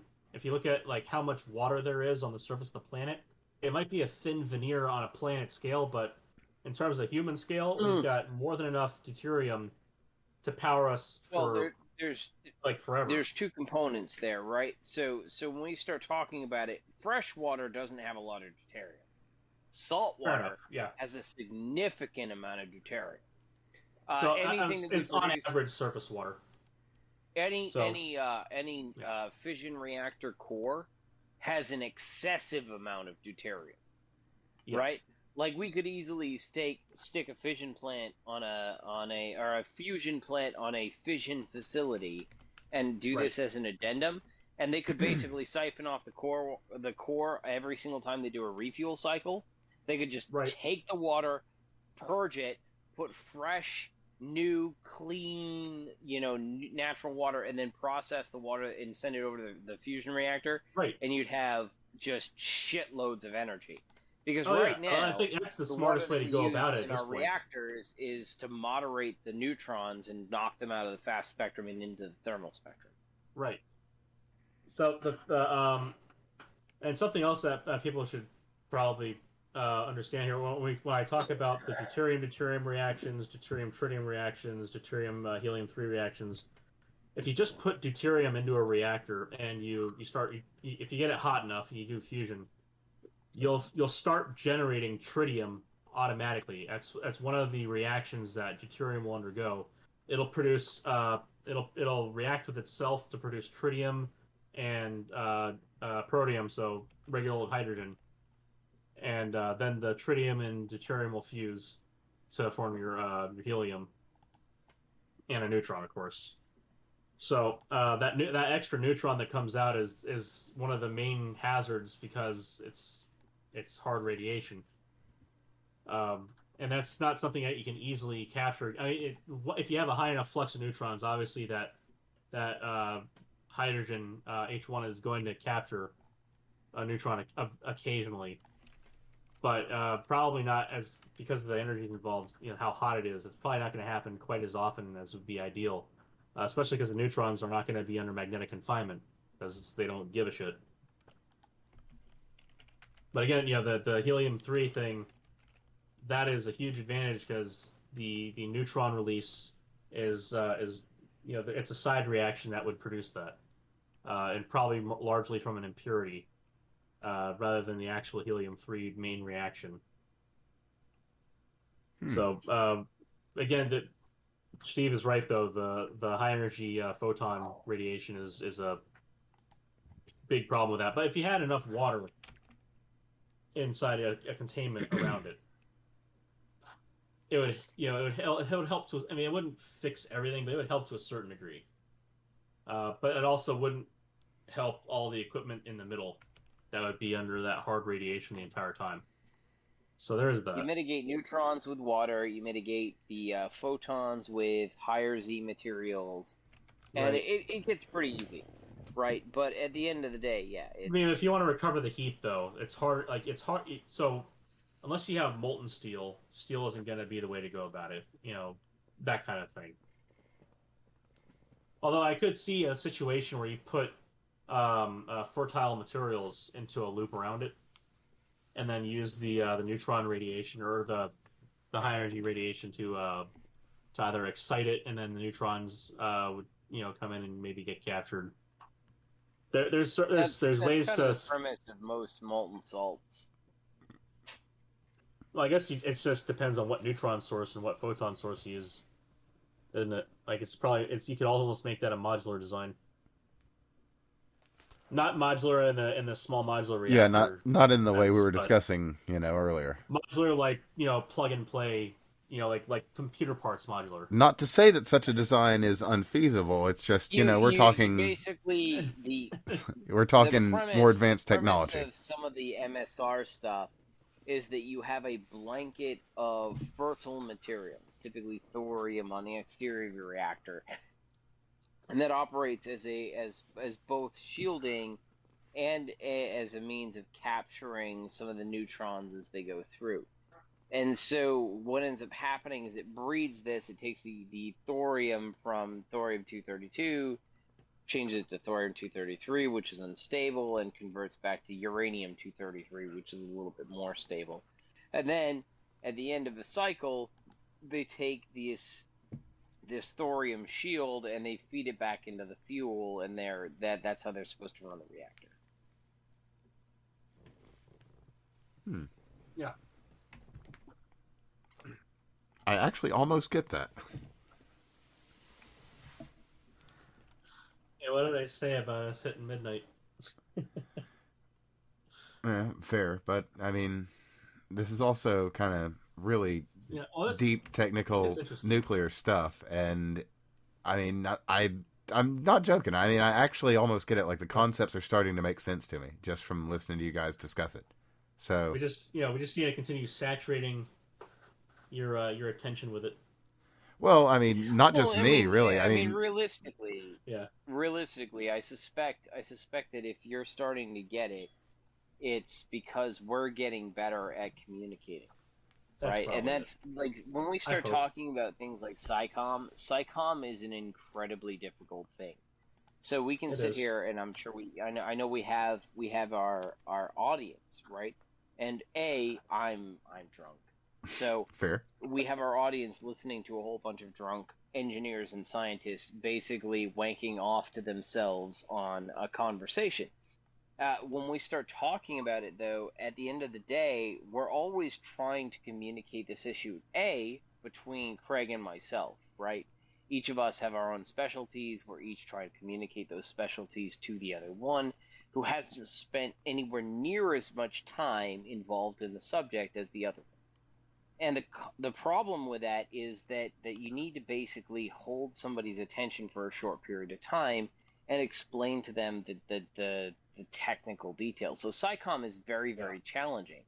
So you being in a position where you're starting to understand it probably has more to do with the fact that both Craig and I, in our debates and bounces back and forth between each other, are getting better at communicating the complexities of our respective fields in a more approachable manner.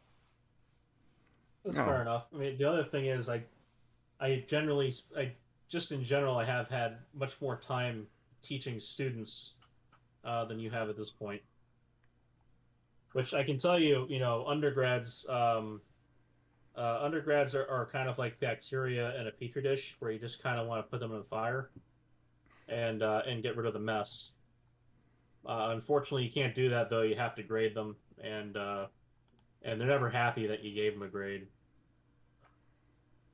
I got a TA in my current class who, like, I email him a question on the current problems that I'm having.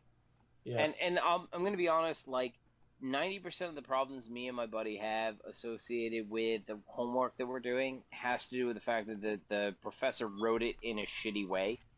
So they didn't use the actual terms that they're supposed to use. They just kind of, like, half-assed it. So you're fucking guessing as to which one of 2 or 3 ways this could go.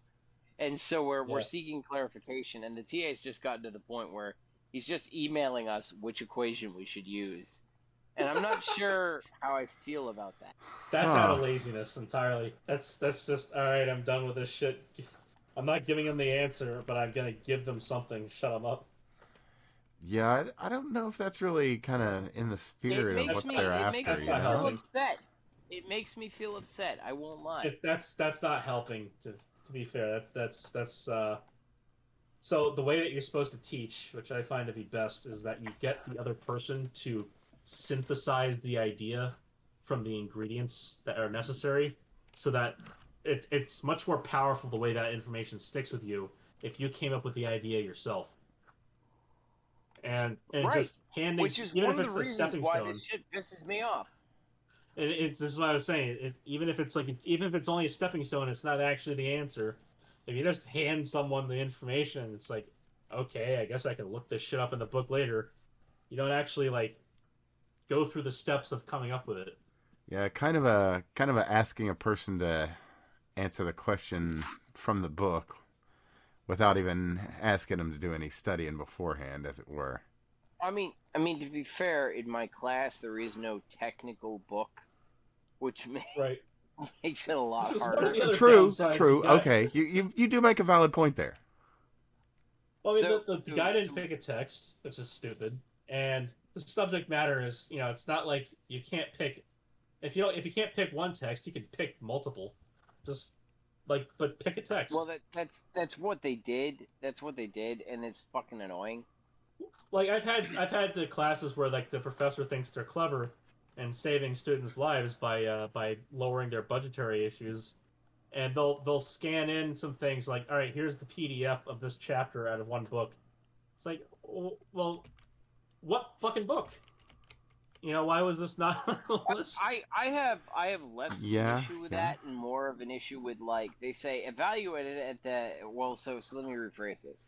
I gotta try to think back to the homework, because the evaluation they wanted to perform us at is it radioactive at the 90% CI, and is it radioactive at the 95% CI, which is basically performing the exact same calculation with slightly different sigma values, right? not particularly hard overall. But the way you read it is, it says at the 90% and 95% respectively. So you read that statement, and you're like, well, does that mean that we're supposed to take that the value that you gave us is 90% confidence, and the other value is 95% confidence, and we're supposed to come up with something in between? That's Or so does that mean we're ambiguous. supposed to What the evaluate? fuck? Yeah, so Yeah, I it mean, was fucking respectively, shitty. in general parlance, respectively is supposed to immediately precede in the phrasing, but the problem is that there's two different ways to interpret that. Just for the people that didn't catch that, it's one of those instructions memes where they say, like, put the pan in the oven at 120 degrees, and then they have a picture of the pan like caught in the rack, so it's at an angle. It's one of those. It's one of those. It's stupid, but that's the way it is. That should have been like 2 or 3 sentences instead of just one. Well, I mean, if they just turn around and said evaluated the 90 and 95% confidence interval, which from the TA, that sounds like what they were doing, that would have been perfectly fine. But when you say 90 and 95% respectively, that means you're supposed to apply each thing to each respective count that you're evaluating, which is not what we're doing. And it's fucking annoying. So it's shit like that I have to do. So I end up writing on 5 of the 5 problems. It's like, so you didn't use any of the terms associated with any of the books, and the TA will write back, well, yeah, you're supposed to use this term in this book and use this equation to solve the problem. So it sounds like what you need is you need a Rosetta Stone for this professor. I was going to say a competent professor, but that would probably work too. I just think that American universities should require native English speakers to be native English speakers. Like, I really think that if you're going to be a professor, you should be born and bred in this country. Well, I think that the born and bred in the country thing, maybe more of a point of American pride, but I think that the ability to communicate. So, this is one of those major things that I hold as a personal tenet when I do teaching. If a student fails, I failed too. And if all of your students can't understand what the fuck you're saying, you've also failed. I say that when I say that, I gotta take a step back, right? Because I understand you mean American educated. I've been in 5 colleges now. I think is what it is. Different colleges with different courses, and I went to one college, UNH, and I was there for 2 years solidly, and they had one guy who was a TA who eventually got his PhD and got to be a professor, and he was super psyched about it, and I will tell you that he must have spent more time than God gives an individual to learn how to speak English, because he was fresh off the boat Chinese when I had him my first semester class. And by the time we got to our senior classes and our second semester senior classes, he was like, there was a marked improvement in his ability to speak, teach, and convey a lesson plan. And he, in that period of time, he'd gone from TA to professor. But that's what he wanted to do. He wanted to be a professor. So like, the problem that you have is that you have a lot of professors who want to do research, right? There is that. And they want to get their grants. They fuck off and just do whatever. Yeah, so they have to teach a class, so they pick a fucking class. Well, here's the problem with that is that if they're doing research and they're communicating as poorly as they do with their lessons and their homeworks. Yeah, how the fuck are they going to communicate the results of their damn research? Exactly. I find that in papers all the time, and it pisses me off to no end. I know editors do a lot of the heavy lifting for them, but I still find papers out there from journals that require their submissions to be in let's say in good competent English or good spoken English, whatever. Like, I still find it's like the broken, fresh off the boat English, where they learned it once in 2nd grade and then forgot it. There are incomprehensible papers out there that somehow make it through peer review, which is what boggles my mind. Well, I mean, and I know they're not like diversity they're not like diversity candidates that are coming through when they do that when they publish those things. I think the editors like just get caught up or don't care at a certain point. In my case, my understanding of the professors that I have currently, first off, and I wanna be very clear. As much as it's great that the TA just sits there and sends us the fucking way to solve the problem. Right. It makes it really demoralizing to the students because I take courses because it's hard, right? I take courses for the joy of conquering a challenge. My Right. friend and I, we get together we get together for like a week, pretty much every day for a week for a couple hours a day, or however long it friggin' takes to get this shit done, right?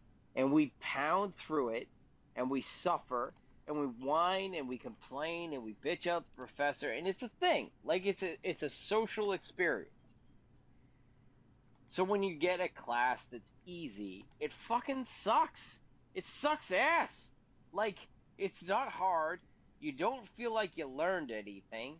And anything that you actually technically get told what to do, it just basically becomes performatory at that point. It is no longer a case where you actually feel like you accomplished anything.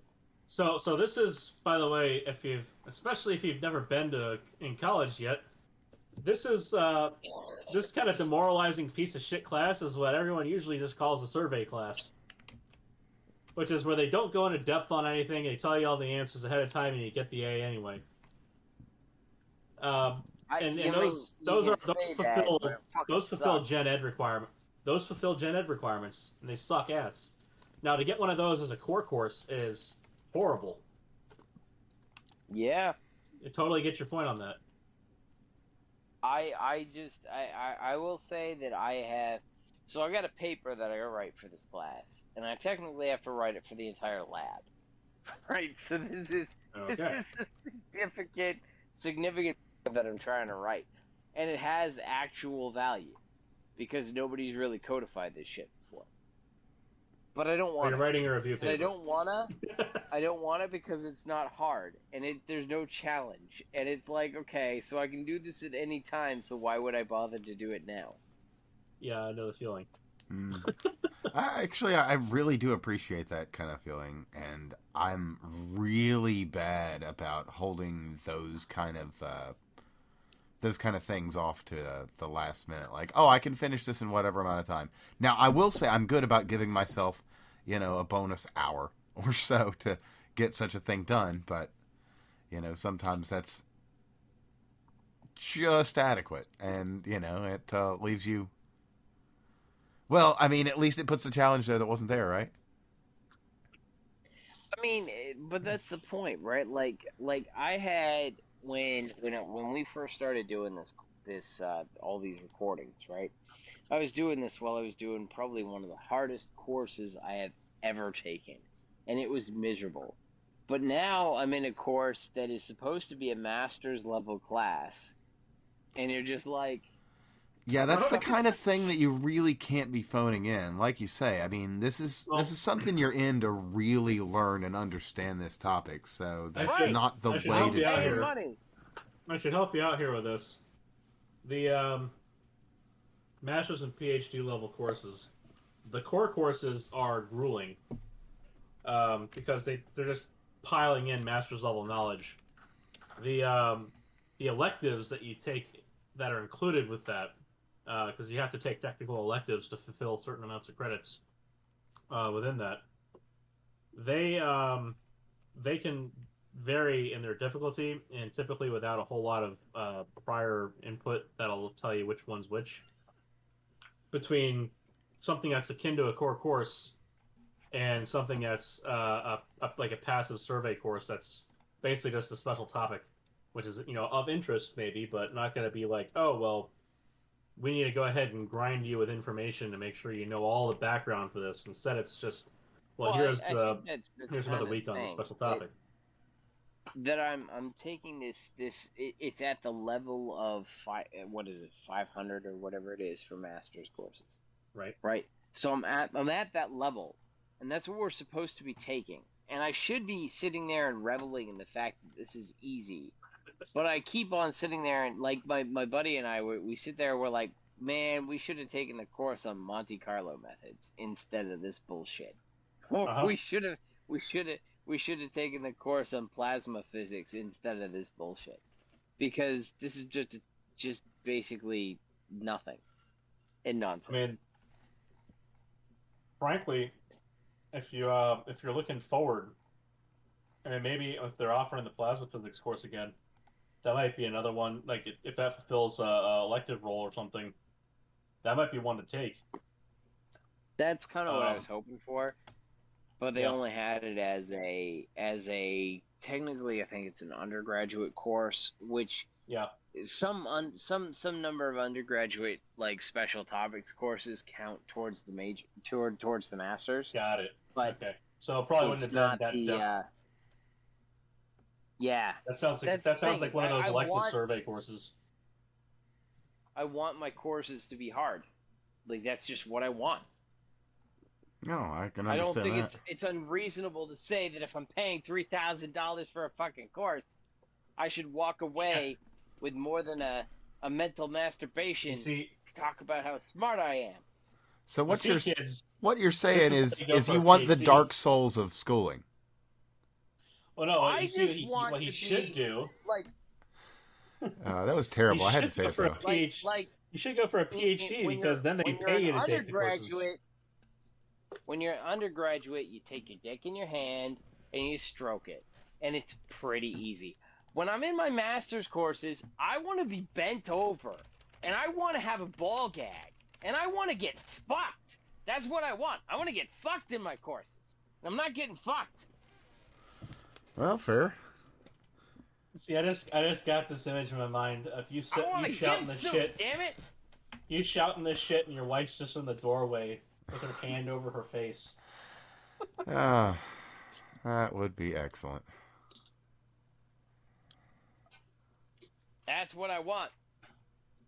Yeah, fair enough.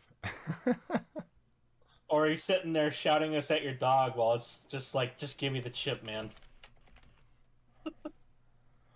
No, the dog went to bed. He went to bed with a wife. That's good dog. Yeah, he is. He's a pretty good dog. As much frustration as he causes sometimes. He at least right now. So we do a challenge every fall season to see how far we can make it into the year before we turn on the heat.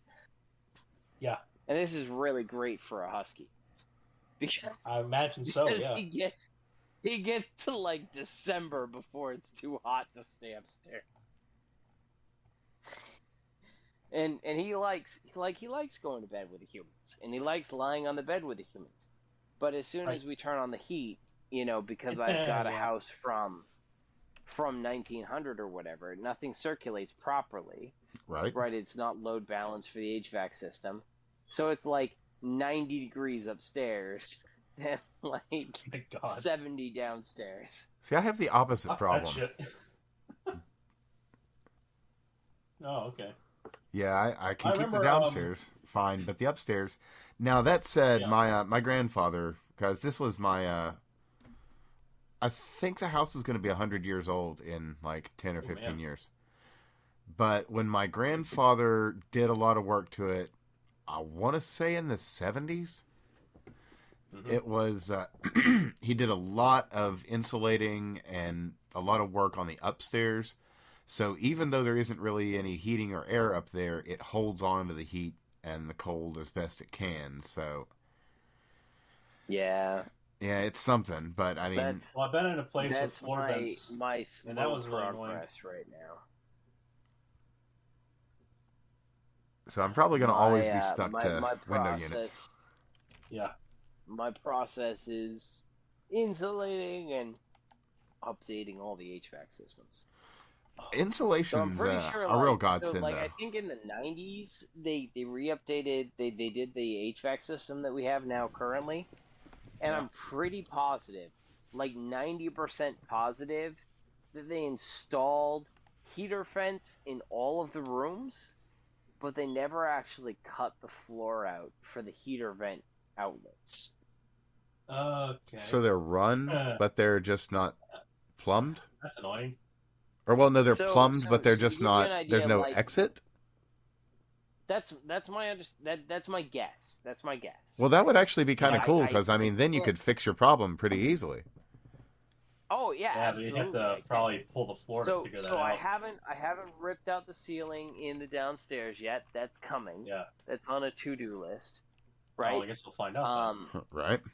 So I will find out. But to give you an idea, right, I go upstairs to the bathroom, and there's hot air that comes out of there used to be hot air that would come out of the floor when there was no floor. And there was no heat vac. There's no HVAC there in the bath. There's nothing there, and yet we'd still get hot air blowing in. Meanwhile, you go into the bedroom, and you'd find like one spot on the floor, and it is literally a spot, a rough, certain inch by certain inch diameter spot, which is warm, and the entire rest of the floor is cold. And you have that in all of the rooms except for one where they actually ventilated the upstairs. Oh, that is not good design. That is a significant amount of circumstantial evidence. So, yeah, that's either piss poor design or there's really probably something there. No.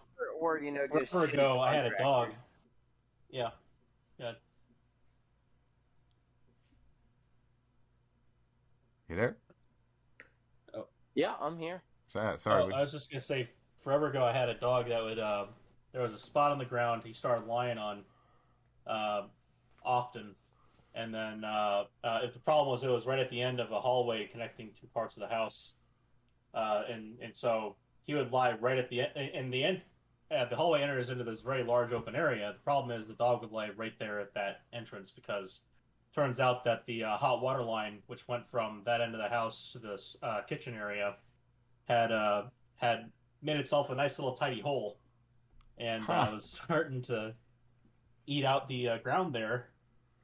And so, of course, the dog was able to lie on top of that spot where it was nice and toasty for him. Every time the dishwasher was going or the hot water was going, my parents were washing stuff in the sink, and so they finally figured out that if the reason why the hot water wasn't making it to the sink was because of the same reason. It was the same reason that the dog loved to lie right there in the end of the hallway. That was a pain in the ass to fix. But yeah, it was a little spot. I know the kind of temperature difference you're talking about because a cool day you could step there. After we figured it out, it was the marvel of the house to do. Was just put one foot on that and put one foot a couple feet away. And massive difference. Yeah, so I guess either it's something good or something bad. Well, I don't think it's a water leak. Yeah, probably. So I got the attic done, and that's all re-insulated. I've got the one of the rooms cleared. Today I spent the entire day outside fucking with my spark plugs, which just sucked. Yeah, and we discussed that for a much minute. Cussing and screaming. Yes. So the forward process is on the bathroom, and the bathroom is going to be very interesting in the next few weeks. And once that's done, I'm going to start ripping out the ceilings in all of these lower areas of my house. The living room, the dining room, all of that stuff. It's all going to come out. And when it does, I'm going to find probably a shitload of asbestos because of course why not, you will, right? But I'm also expecting to find out where the actual HVAC system goes, and I know where it goes in the upstairs rooms, but yeah, it's kind of annoying that we have hot air blowing for no reason.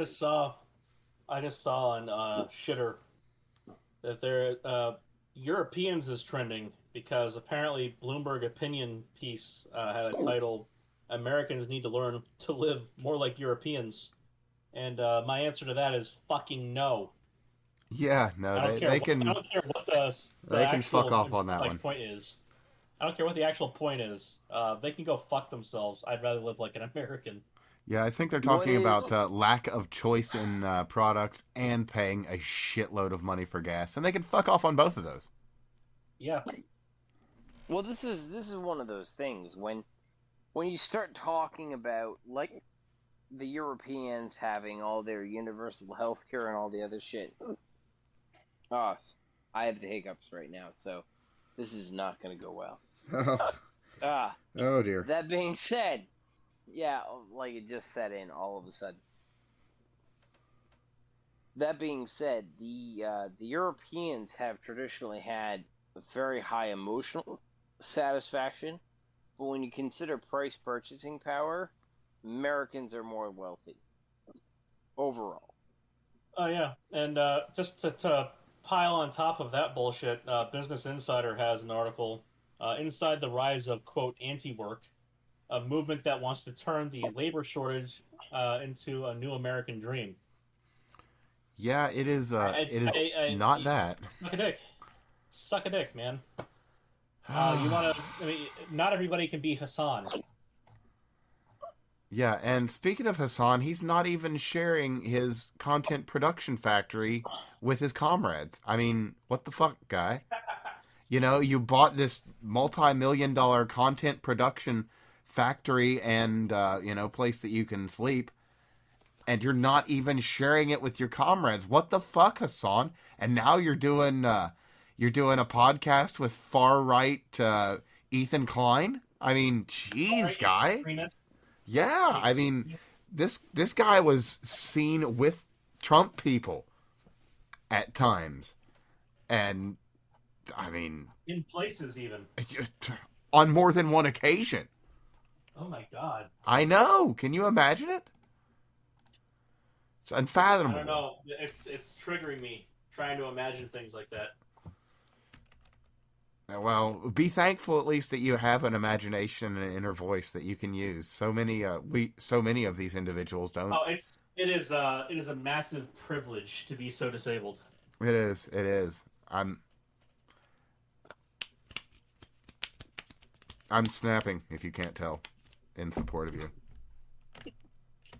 I thought it was jazz hands, but that's also a little bit too much motion, so I'll take the snapping. Yeah, well, again, I wouldn't want to be terribly triggering. As abrupt and jarring as the sound as that might be. Of course. We have to be considerate of our less fortunate listeners and such. Look, we're gonna go on for another hour like this, aren't we? No, actually, I do have a couple of things I'd like to specifically go into because we got off on just a crazy tangent. Speaking of crazy tangents, you guys saw the Pfizer ad from what, like 6 days ago? Saw the I don't. Okay. That shit. Well, they. Are we talking about Big Bird here? Because that was fucking disgusting. Oh yeah. I heard Big Bird started a GoFundMe to do something for his myocarditis. Really? Are you sure it was a GoFundMe or was it a GoFuckMe? I couldn't say, but I will get you the link to the Pfizer tweet because I imagine you've probably seen this and some of the great memes that it spawned. But we've got the classic. Oh yeah, okay, I saw that one. That's hilarious. Yeah, because they kind of got the format wrong. So we've got. I had one that was that, but then I had a fourth thing come in. Yeah, and it's like the puppeteers at the end of things.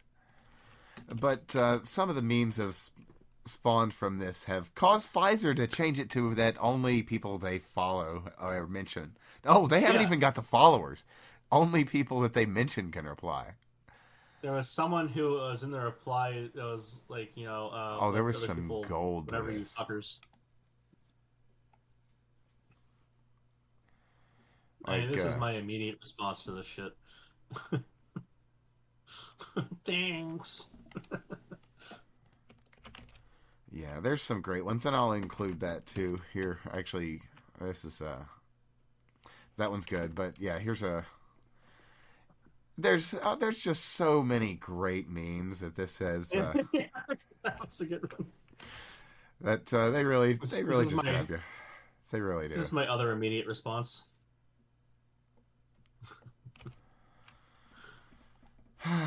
Yeah, but they really just they're they're kind of out of They don't touch. fucking get it. So, for the ones that are not immediately looking this up as we describe it, because this is essentially only coming through in audio in any meaningful fashion. That. Sorry about that. Yeah, no worries.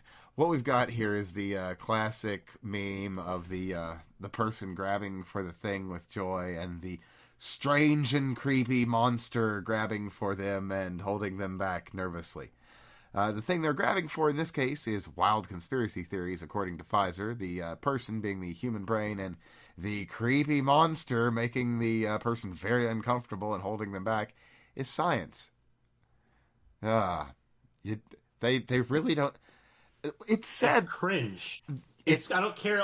I'm pro-vaccine, etc. This is just cringe. Oh, it is. Cringe. It is, and that actually kind of ties into a point that I've been shut the fuck up. just talking about in my own personal life. What these motherfuckers have done with mRNA vaccines have besmirched mRNA vaccines. These things are never going to be trusted fully. Let's pause for a moment. What they've done with mRNA vaccines has besmirched all vaccines in general. Oh, and science and the medical profession at large.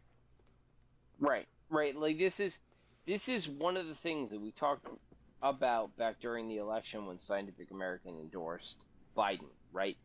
You do not, as a technical organization, offer political opinions in any way, shape, or form solely because that's stepping outside your role as a technical representative. Yeah, like OSHA saying that if you've got over 100 employees, they have to get vaxxed. Well, fuck you, OSHA. It's been struck down and it's been upheld, so you can fuck yourself for now while this gets reviewed. Well, I don't think that, so that rule change is an emergency rule change is contingent on certain things. Regardless of whether or not you think you need to take the vaccine, personally or as a public policy, the thresholds, and I defer to Steve's expertise on this, and he's mentioned this multiple times in the past. Basically, the threshold required to meet certain so there's certain requirements for an emergency rule change, let alone just a rule change, that are just not met by the current state of emergency that's at present. The pandemic is not dangerous enough for an OSHA rule change that affects businesses and organizations with 100 or more employees. So OSHA, this is not the general public we're talking about here. It doesn't specify the type of business. The government is coming out and saying simultaneously that radiation workers, where we simultaneously receive a legitimate risk of long-term risk, is something like 0.04% or something like that, right? What they're coming out and saying with COVID is that COVID is a grave risk, and it's 0.05%. The entire argument for why we can do our job according to the federal regulations is that risk, as much as it exists, is significantly less than currently acceptable life risks and currently acceptable occupational risks. So, as soon as you come in and you have another risk that is still substantial than currently acceptable life risks and currently acceptable occupational risks, as soon as you implement that standard, you're being a hypocrite. Yeah, so again, it's definitely politically motivated. I mean, it's as politically motivated as the school board letter being assisted by the White House for clarity and for wording, which has submitted. Has come out. Yes, that the White House assisted in the construction of this letter that was sent by the National School Board Association to the White House. That was a political coordination that had nothing to do with the contents of the letter itself. It's again, this rule change doesn't meet specific criteria that are required for an emergency rule change to be implemented. The threshold is not met for an emergency rule change. specific to the way that they want to implement it. So again, it's not a general public policy. So the risk assessment is not just the mortality rate. There's other risks that have to be included, other interactions that might be included in the assessment. You're talking about 100 employees, so there's a minimum amount of contact between employees that's assumed on average, that kind of thing. So whatever it comes out to be, it's kind of immaterial beyond the fact that it doesn't meet a certain threshold. And the fact that that is not the case means that the rule change should not have been pushed through the way it was. It was rammed through. And it's ridiculous that much they're like abusing everything that an this organization like installed OSHA. administration Like, has done. OSHA's already hard enough in an apolitical manner to hold together because of the way that they have overlapping rules and they have special exceptions that are shoved in by politicians for their friends, or as just graft. I mean, on the side, right? Coming in and arguing that COVID is a serious risk when realistically it's only a risk to people who are after the age at which OSHA applies is farcical. Well, let's be generous and say that it applies to retirees and those of comorbidities, of which there's a fairly large number in America. Just saying that, not assuming any of them have any prior exposure or a functional immune system that could fight it off in 99.95% of cases. Barring that. Well, again, I have to make this point here because it bears repeating. Death is not the only shitty outcome of an infection. No, true. And long COVID is a thing that is still being dealt with. As a matter of fact, we are showing... Hold on. There was a more recent study evaluating long COVID, and it found, on average, that long COVID as a measure of, or an indicator, is much more prevalent amongst those who are self-reporting COVID than those who are reporting an actual technical test. Well, so it's something that would need to be... yeah, that was something that we'd have to actually follow up on then, for sure. Let's do that next time. If there's something to follow up on. But kind of why I mentioned that... and... oh, excuse me. So, is this... where is this? Norfolk, Virginia. There's a physician who's been barred from using... I'll just put it in here for you guys, but the long and short of it is he's been barred from using treatments that are efficacious and have proven functional. All right. And you just can't do it for whatever reason. So yeah, I'm not. So here's the thing: I'm gonna take world's leading ICU doctor as fluff. That's not shit. That's like if you're an ICU doctor, you're an ICU doctor. Oh, sure. Immaterial beyond that. Like, you don't get ratings like a surgeon does on the table. Yeah, so we'll just say this medical doctor, Paul Merrick, who is I'll say he's well published. Noteworthy physician and medical doctor, Paul Merrick. All right, let's see. What's it saying? But he's the director of the ICU at the Centaur Norfolk General Hospital. Yeah, okay, so it's exactly like I said. He's well published, one of the most highly published, blah, blah, blah. All that means is he wrote a lot of papers. Which, again, more power to him. I'm sure they had significant basis because I'm guessing they were peer-reviewed. Okay, preventing terminally ill COVID patients. So, patients that have been deemed terminally ill with COVID from exercising their right to choose to receive safe, potentially life-saving. Okay, so... And he's got a success rate of at least 50% here. And we're in a right-to-try situation. So, I mean, if these people are on their way out, why don't we give them the chance, Unless it's something that is provably going to cause harm, I think that a right to try... Like, if someone says, without having a disease that mercury is going to actually treat. And believe it or not, there are diseases that mercury does treat, just not, with modern medicine, we don't have to resort to that shit. Right. But supposing that, like, we're at the point where, like, yeah, I want to take, mercuric chloride to treat my earworms or whatever. If it's not provably going to cause harm to the patient, and they're already deemed terminally ill, I think it is disgusting not to allow them to try something else. Yeah, I mean, we do this with cancer, right? Imagine if they're gonna pay out of pocket. Fuck the insurance question out of this. There's no need to consider that at all. You're a terminal patient. You can go into medical debt or whatever, or maybe as a gesture of good faith on the hospital's part, they'll just provide you the medicine, provided it's not like 10 tons of the stuff. But if it's something like, say, like if it's whatever the hell this protocol is, again, not going to go into details on this shit because it doesn't matter. It's not going to provably cause harm. It's just not. Like, just give it to them.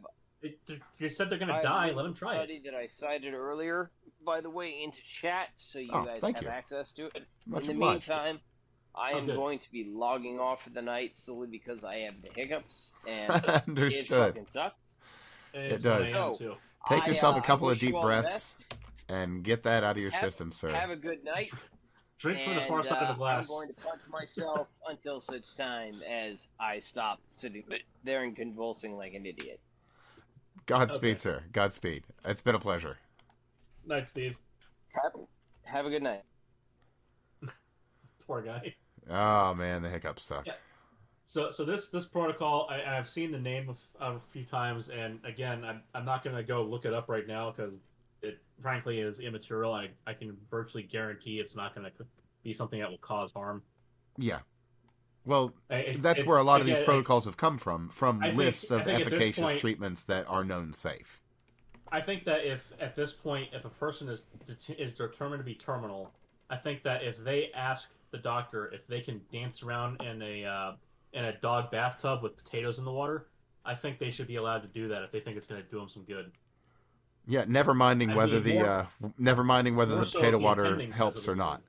Now, let's just say that they have this disease of the foot, that there is some material in potatoes that is actually very good at leaching that out of your feet. Just so happens to be. I mean, that's kind of the situation we're dealing with here. It's like we really are dealing with some things that, it's like they are counterintuitive. Let's say we're back after the leech theory has been disproven. Well, yeah, you've got this person that's sick, and it's like, hey, I've got this moldy bread, hey, so check it out. Well, so after the leech theory's been disproven, before it's been proven to be a good idea again for detached limbs. Let's say that someone says, so the moldy bread's a good example too. But let's say someone says, I want to put maggots in this gash on my leg to make sure that the wound is clean. Yeah, it's like that is obviously counterintuitive to a non-scientific thinking mind. That sight and that thought is like, well, no, you can't do that. Maggots go on rotting things. Right. So, and it's like, well, of course you wouldn't do that. But then when you understand what the maggot is doing, and then it's like, oh, wait, no. That's cleaning away all the disease. And then you clean away the maggots, and you've got clean, fresh flesh there that can heal itself. And debrides it, yeah. It's like you're setting yourself up for success by doing something like that. That is entirely counterintuitive until you understand deeply the methods of function. Yeah, but the point of the extreme that I was bringing up there is that to the layperson without the prior knowledge of what the maggot is doing would seem to be something that would actively harm somebody. Oh yeah, absolutely. We are not meeting that threshold with this. If this person has demonstrated a 50% reduction in death from some protocol, and the protocol is not demonstrably harmful, and it is not, I can guarantee that part. Yeah, we've seen all of them, and they aren't. Then, at worst, you're giving them false hope on a coin toss. And let's be honest, how many surgeries are there out there that are 50-50? And frankly, like, well, the surgeons There are generally not don't so take many those. of them. There's not so many of them, especially Well, not these days. let's be clear on this. There are many surgeries that would be 50-50. There are very, very few surgeons that would take one of those cases because That's fair. surgeons Liability are is a big rated on how motherfucking many deal. they are rated on how many deaths occur on the table under their knife. And if a death happens, it makes them look like shit. They want to be able to say, I have a 100% success rate, or I have a 100% survival rate, at least. True. They eventually do run into a death on the table. It sucks, but, we have an old society, so old people die. It just happens. But they're not usually going to take it 50-50. They're going to say, we need other interventions first to raise that percentage chance. Or if at the very end they're going to say, all right, I'm already going out as a surgeon anyway. I may as well, give you that Hail Mary. It's going to be hard to find a surgeon otherwise. Starting to see, as we're seeing virtually as the months go by, other groups that can be involved, and seeing it in children is really quite disturbing. When you say other close contact, give me some examples. Well, for example, but still, again, you're already judged to be dying. Someone's medical opinion is you are going to die from COVID. A person should be granted the ability to take a coin toss chance on not having it happen. Yeah, and a lot of the other parts of this too is these are inexpensive protocols and treatments. I mean, we're not talking about pie in the sky stuff here. We're not talking about it's not the chicken soup and liquor South Park remedy for smallpox. Yeah. But I mean, we're talking about we're not talking about thousands of dollars here. Basically, we're talking about you're tossing about $200 at a problem, give or take. Now that's me wildly ballparking it because I actually only know about one particular protocol, but that's about how much a full run. Actually, I think that's about how much 2 full runs of the Zelenko protocol run. So ballparking it, figure it's not going to be much more than that. Again, let's so from reading this thread here, the reply, it says, what are the medications he's banned from using? It's not like a specific protocol that's necessarily being banned here from this. I mean, although it's stated in the letter. I mean, it kind of is, but it's really kind of treatment agnostic, if we're being honest. Well, basically what it looks like is that it's treating symptoms. So this guy, and I get that he has a dog in the fight here, so it's not like this is without bias, but still he says standard care meds. This is from Dr. Tyson, whoever that is. You see inflammation, use anti-inflammatories. You see blood clots, treat blood clots. You see pneumonia, treat pneumonia. You see hypoxemia, treat hypoxemia. So that's low oxygen in the blood. Sure. So if your O2 sat is low. If you know it's viral, use antivirals. If you do nothing, quit practicing. And I would agree. If you see a symptom, treat it. Yeah. Obviously, it's better to treat underlying causes. Sure. If you know it's viral, use antivirals. Sure. Right. Now, here's the thing on that. We mentioned this in the past where we talked about the different protease inhibitors. Absolutely, we talked about analogs versus not analogs, that kind of thing. So the Pfizer medication that they're coming out with not being a chemical analog of ivermectin, but the fact that both of them, through different actions, are both protease inhibitors. Yeah, basically the end result is very similar to how they will function. The mechanisms are very different. The mechanisms are not only different, but they're complementary. If I was, say, a Pfizer... That's an interesting point, actually. A very interesting point. It's a synergistic effect that would drastically lower the required dosage of both. And this is my just general, we can call it a layperson's opinion here at this point. I'm not going to toot my horn on this. I'm steeped enough in the literature and on the subject matter, but at the same time, I'm not a doctor and I'm not a medical researcher. So be very clear on that. This is strictly from the academic side of things here. Being well read on it, I can tell you that they're synergistic in effect, and that the combination of both would definitely reduce the dosage required. So, everybody who says, even though people are not getting anywhere near the dosage that would make ivermectin toxic, to assuage their bullshit, you could easily say take both and take much less of both, because combined they will quench the ability of a virus to replicate, let alone enter a damn cell. Oh, sure. Like that is the main problem with a virus, is that it can get into cells. So if you can stop that and then stop cold any of the viruses that are already in cells, then you've solved the problem. And if you can use both mechanisms, because that's basically what's going on there. The stopping things from getting in is the protease inhibitor from Pfizer, plus plus inhibition in the cell, and then inhibition in the cell and inhibition during other parts of replication are ivermectin. Combine those, and you've stopped it on both sides of the cell membrane. That's case closed. You're done. You've cured it. Like, it's very hard to say that you can cure a viral infection. You usually just treat it symptomatically. This is something that looks to me like you could almost call it a cure. And not trying to be sarcastic there, because, again, I don't think it would necessarily be like a cure, but you've successfully quenched an infection. I think you're on the cusp of calling it a cure there. Yeah, I mean, all that's left at that point is your body to wrap up anything that's left. Right, just flush out the rest of it. I mean, the problem with that, again, here is that as long as you have a virus inside you somewhere, and let's hope your body's started to recognize them at that point, so it will be a matter of cleanup.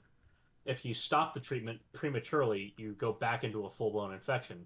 Probably with a better, it's probably going to be shifted more in your favor because you've got some artillery now. You're taking out the virus probably a little faster than it's replicating. But if you've got a holdout spot in your body that or say you go into cytokine storm because of it, that's bad. So you probably want to take whatever therapy, whatever protease inhibition therapy you might take to try and treat it. You have to take that for a long enough period of time where you're clean, which would probably be confirmed by some sort of serology. So, an antigen test based on blood sample. Which actually, you know what, you've really made an excellent point there, and sure. I know that there's going to be, at some point, and there currently is, some small crossover with people that follow Tim Pool, and he was bitching to his doctor about, why do I have to finish the ivermectin routine? You, sir, you just explained it. That is why. Yeah, because you got to finish it, dumbass. Because there are things that could be hiding out still, and it serves a very specific purpose. Yes, you got the miracle drug that does the magic stuff, but this does something different, something wholly different. There's a reason why old Joe Rogan had a kind of specific list of things that were done, because everything did something different and specific. And now, there's also a reason why he was back on his feet in 3 days at like 100%. Well, he's also healthy. We don't know what would have happened. True, but we don't know what would have happened with his COVID case. You're right. We don't know what happened. We know what did happen, though. There's no control to study against. True. And more importantly, we live in an age of personalized medicine. We do. The one Band-Aid fits all is not going to be the way that this is treated. Think of any bacterial infection you might have. There are at least 3 antibiotics that are not only capable of getting rid of the infection, but are specific to that way that you've been infected. Well, that's actually a really good point. And, on the other side of all this... There's broad spectrums to back it up, and there's the extra powerful ones that are on the WHO list that are always going to work, but we try not to use them. There are so many options for antibiotics. There are plenty of antiretrovirals that are out there. There are plenty of protease inhibitors that are out there. They might not all be perfect for the specific case for COVID, but there's enough overlap coverage here that we should be able to start going at these things with a targeted approach that an individual presents with. We have options available. Not all of them are so keep in mind that FDA approval is important here. But again, but so is right to try. Off-label and experimental usage are always available as options. And not only this, these are novel ways to actually get answers to these questions. If people are willing to try... The problem is they're not necessarily scientific. So at the end of this, when we start talking about extending beyond the individual case, you have to keep in mind that these are not scientific studies. If you do an experimental usage case where the FDA approves your specific instance, That's or you true. do, That's true. And a if you lot of do the right, data you if you get is say right to try, technically you know. kind of, what should I say? It's a little, not hearsay shit. It's But a retrospective study could still include your data yeah, and I mean, eventually and at the in very a least, that scientific data study. gives you a starting point too. I mean, Right. because And while it might not be the gold standard double-blind trial, you know, it might still be enough to well, drop the perfect threshold example. The required to perfect make one of those example of happen. this is like the early discovery of hydroxychloroquine being a functional and efficacious treatment if used early on. And you know, there was no gold standard study, but it sure the fuck seemed to work. And now we have those gold standard studies, and we know it for a fact. It works. You get in there early, and you use that in like 70% of cases. Problem Now, solved. keep in mind, there's some fuzzy language that's being used here, and unfortunately, the way the studies have been done doesn't really add a whole lot of. It doesn't really quantify things very well for us. Now, it does quantify it to a certain extent, but again, it's still a fuzzy concept. What does early in the infection mean? True. So we don't have to go into Well, too and much of the details on this that and muddy gets the into waters. some It's real just like specificity too, because what's that's a early in an fuzzy infection thing to might say. not be early in an infection for another person because this fucking thing is so goddamn weird. Precisely, and it's not. You don't even need to worry about the weirdness of the virus. There's 7.5 billion humans on the planet. You know, like, or 7 billion humans on the planet. Like we know that there's enough variation in the population that these kind of things are they're going to have these varying effects. So the fuzzy language does not help with the fuzziness of the subjects that were being studied, let alone the fuzziness of the way the virus interacts with the subjects, right? So there's there's a fuzzy bound as to where early in the infection is defined. You know, up until what point does this is this early? And it does have a And what sliding set of scale to it to a factors certain in an extent. individual affect Yeah, what that timing is on top of that? exactly. So saying, you know, giving it early in infection, obviously you could say like the moment you know you get it. I think that's a reasonable approach. Yeah, we could say that. Um, Yeah, if as soon as you find out if you're not and again, presenting, then it's the yeah, it's same thing with probably early. the same thing with ivermectin. People were talking about toxicity with hydrochloroquine when it was first brought up. The dosages that are being given are nowhere near toxic. No. Uh, And they're Generally actually speaking, you know, lower. again, this has a generality to it. Yeah, well, two. These are also, if I'm not mistaken, they're along the same kind of schedule as a normal dose you would take for a specific Yeah, for a much well, shorter time than you would be taking that's a what normal they schedule. started with. That's what they started with because as an off-label use, unless there's protocol to for a change in dosage, you're probably going to give it as the same as the on-label use dosage. Well, right, yeah, and well, Or it's like you know this definitely is what has changed is the duration and the frequency of dosing. But you know, sure. beyond that, the overall dosage, the overall loading into the body is about the same, unless you know that you can change it. Yeah, and what they do from there too is generally just kind of meter it off until they find that the effect doesn't work, and then you know it's like okay, we need the But dose again, within this range. the alternative besides off-label is experimental usage, which does require an FDA approval, but it's not like you need a trial. It means the FDA said, yeah, you can try it. If you're willing to do it, you can try it. Not everything gets that. Cancer patients are typically the kind of patients that are very easily approved for experimental work. Yeah, cancer So patients they, have a lot of leeway in experimental drugs. yeah. I can say this Um, as having two parents that have dealt with it and having lost a number of friends and family friends to cancer. There's yeah. there's a lot of really cutting edge treatments. Some of them that are amazing, that are absolutely So amazing. And then there are treatments in trial that are typically approved for experimental use very easily. If as long as it's like a phase 2 or phase 3. Phase 1s, you just gotta enroll yourself. You don't get to do experimental stuff for those. Um, but yeah, so hydroxychloroquine and ivermectin, azithromycin, all this stuff. They've all got their off-label dosages. They've got protocol for these things, like azithromycin being used as a kind of a double whammy there to prevent your immune system from being so distracted by basically nuking all the bacteria in you, and then facilitating the intra-extracellular transport of zinc ions into the cell interior, where it's used to do the immune function. Mm-hmm. Just the fact that it basically acts as a carrier across the cell membrane for zinc is also interesting. It again, this is something that has to have study to it in order to confirm that it's actually doing something. But it's interesting that that's a proposed mechanism that actually does make sense. It will chelate and it will transport. So we know what's going to happen. We just don't know if it's.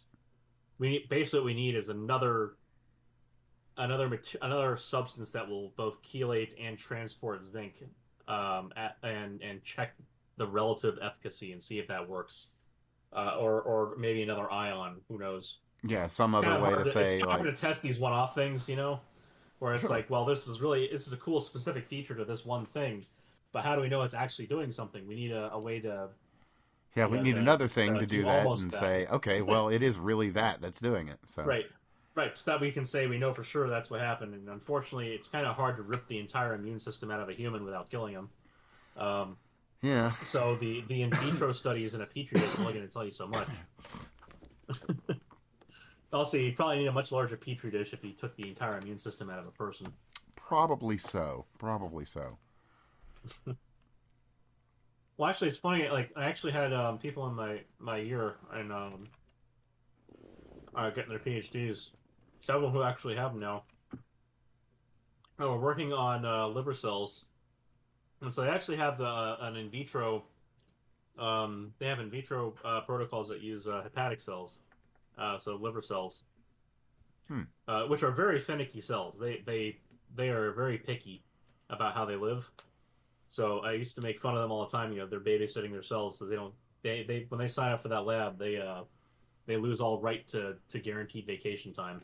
Oh, I think we've talked about this before, like how they really had to watch over things carefully. Mm-hmm. So these hepatic cells can be used as your first pass metabolism from your stomach is the main trunk of your aorta passing right by your liver, your abdominal aorta.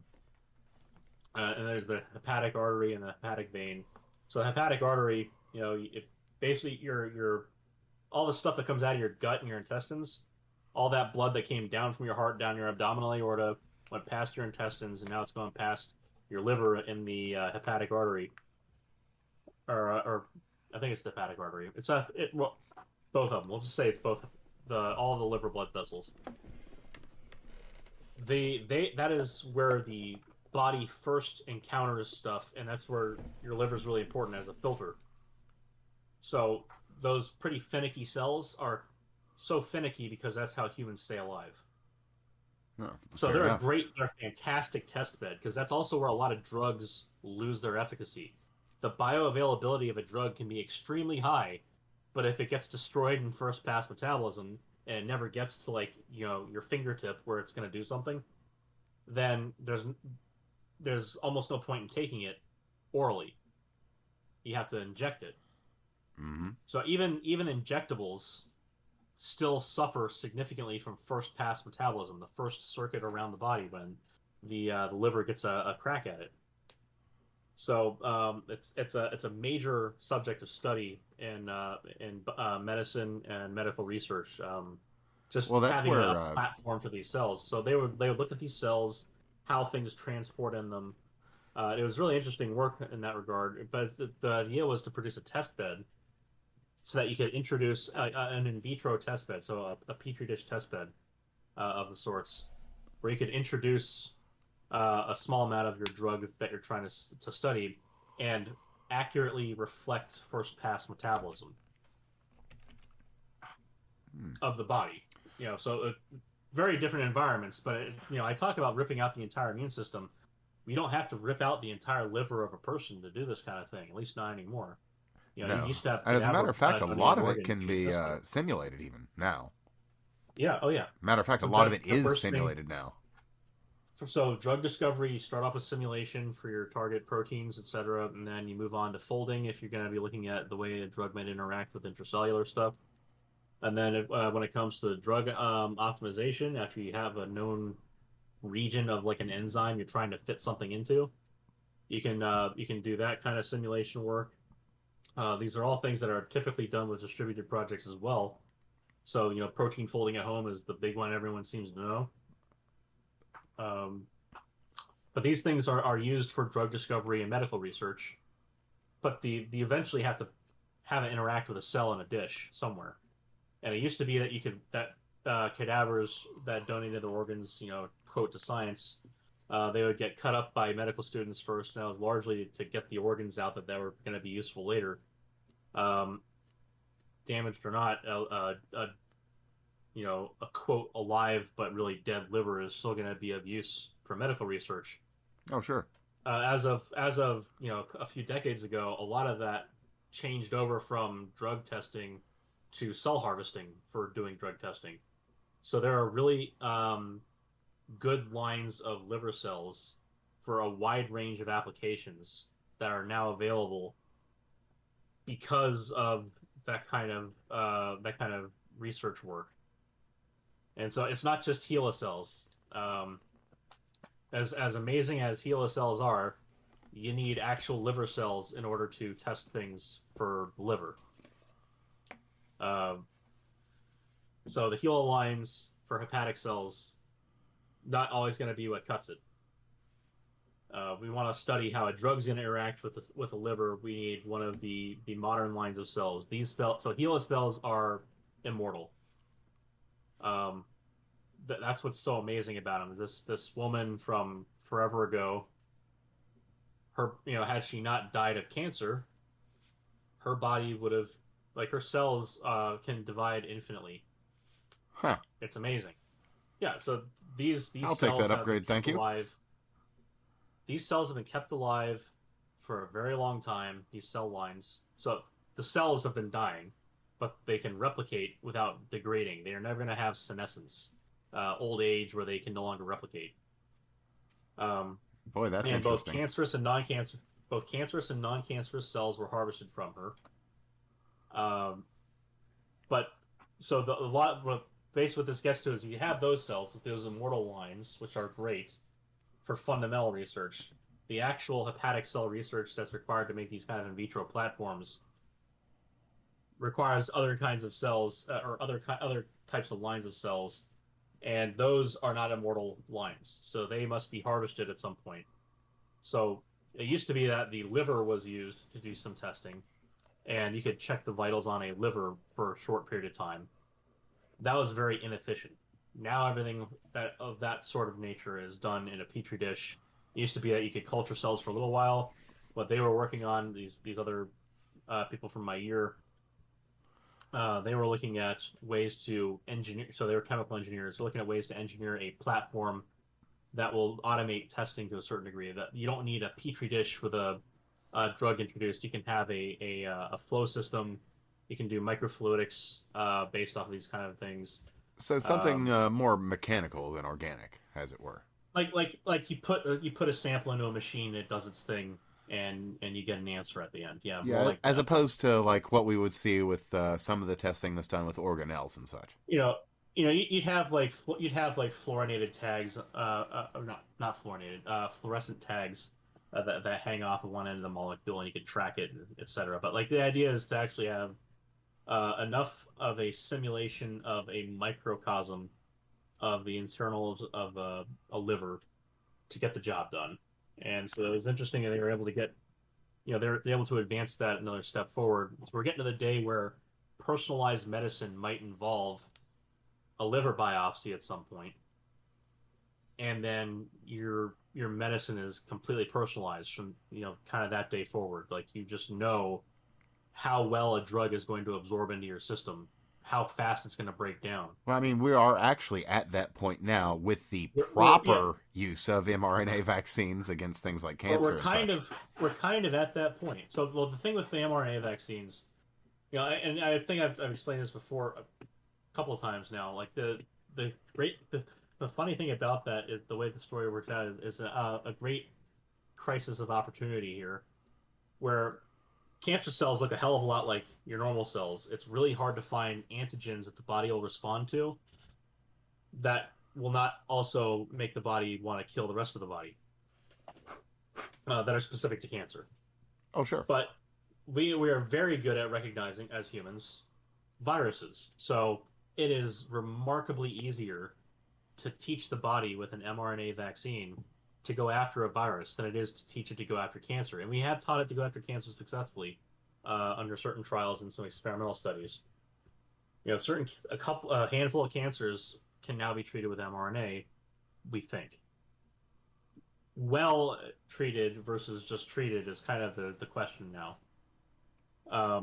Is it better than chemo? In some cases, maybe. In some cases, maybe not. We don't know yet. Those are in the trial. Well, actually, that kind of falls to another issue, another technological issue, or I shouldn't say technological issue. I should say more along the lines of recent breakthroughs with very targeted medical delivery systems, both organic and technical, that where you can take these highly toxic compounds that are used in chemotherapy and get them directly to the site that they're needed, that they're not poisoning a person. And that's one of the things that people thought about at the time was, why are we sticking the IV in the arm when the cancer's in their kidney? You know, right. Shit like that. Yeah, well, those kind of intuitive answers. Yeah. How crazy that we could just get one of the long needles we use to get a sample and put some chemo in there at the end instead. Right. So it's the thing is, so as obvious as it sounds as a method, there are a lot of difficulties with it. Namely, you're going to creating a void where you're going to have fluid present. They'll cause inflammation directly next to a cancer and healthy tissue. If you just put it in the center of mass in the cancer, you might create an abscess. The inflammation might, there's inflammation there. There's also diffusion. The body might leach away this higher concentration from that area. You might be killing a lot of healthy tissue around the cancer. So the dosage is very important, and this might vary drastically between different stages of cancer, let alone just different patients. Oh yeah, well it's very hard to get. Well, this microdosing and targeted dosing is a much more precise game. Right, but you can put with that precision in the cancer. Yeah, absolutely. With that same precision, it's like you're. Details is the point. Absolutely. Well, it's it's precisely that. It's a precise operation. So, if you get a piece of dust in a Swiss watch, something goes wrong. But if you don't, it runs for fucking ever. So it's, care must be taken. You're right about the mRNA vaccines being possible to have this, especially with the cancer kind of issues, being able to do targeted treatments. Yeah, and the other thing I'm unfortunately right about regarding the mRNA vaccines is that they've now got an awful label that a lot of people aren't going to ever trust them. Well, that's the thing I was really worried about. Which is kind of unfortunate. Because it's a good technology. Last year and the year before, I was really worried about us running into the situation where, or not last year, just last year. We're almost at the year before. Fuck's sake. But last year, like current year plus 5, I was worried about was, we got this fantastic technology which cuts out the middleman for a live viral vaccination. Because remember, actual viral vaccination or live viral vaccination means you are injecting genetic material into a cell and making it do something to produce things the body does not like. The thing that gets cut out of that for the mRNA vaccines is the rest of the virus besides the one little bit you care about, and the whole idea of replicating until you destroy the cell. Pros and cons being as they've been discussed in the past, and Steve has fantastic points on this regarding the cancer thing, but again, I think there's a reasonable discussion to be had when it comes to viral inclusions in the genetic, in the genes of cells. So, I mean, when we talk about these mRNA vaccines, they're fantastic new technologies that will significantly decrease the risk of a vaccination, especially for people who have compromised immune systems, because you're not introducing a live viral vaccine or a much higher loading of dead viral vaccine. And actually, let me pause you on that specific point, because that's actually a really excellent point to take a second on. Because Sure. the kind of people that really should be getting these is that kind of person. The person who's not going to be able to... I shouldn't say they're not going to be able... We just don't know. And the fact that we don't know is... We can cover them. Yeah. And that's who these things should be made available for, because just like we were talking about, we have these regimens that have proven efficacious, and these could be provided to people that you're not worried about losing. And again, I can speak to some experience on this, where people who have... So the most common form of immunodeficiency is selective immunoglobulin A deficiency. So there's different types of immunoglobulins. Those are the antibodies. So you have IgA, IgG, IgM. IgG and IgM we've talked about at length. IgA is like the IgG of your mucosal membranes, or mucous membranes rather. So that's kind of your first line of defense for a respiratory disease, because it goes through your mucous membranes to get to the rest of your body. If you don't have any of your if you don't have any immunoglobulins present there, you don't have any IgA, that whole entire line of defense is gone. Yeah, it just washes right on through you like an open door, basically. Right, but so the thing is, it's interesting. Most people that have it don't know they have it, and most people that have it live fine without it. Live fine with the deficiency, but it's typically with an incidental test like a celiac test that people find it. The prevalence is on the order of 1 in 700 to 1 in 500 people. That's not particularly low. Right. It's actually fairly common, and again, most people that have it don't know they have it. It develops between ages 20 and about mid-30s. So any time in that range, it can show up. And most people just, again, don't know about it until they have like a celiac test. Just check, just to either to make sure they don't have celiac or to see if they do have it. Like it's been studied to the point where they know the correlation or non-correlation with celiac. It's not like they only have people who come in looking for celiac that they've studied. So that confounding factor has been accounted for. They know that it's known to be within, again, 1 in 700 to 1 in 500. It's a very common deficiency to have. So people who have that deficiency are immunocompromised. Even though they might be relatively immunocompetent in day-to-day life, a vaccine for a respiratory disease might not be, the standard dosing regimen might not be enough. They're an excellent candidate for a booster, for example.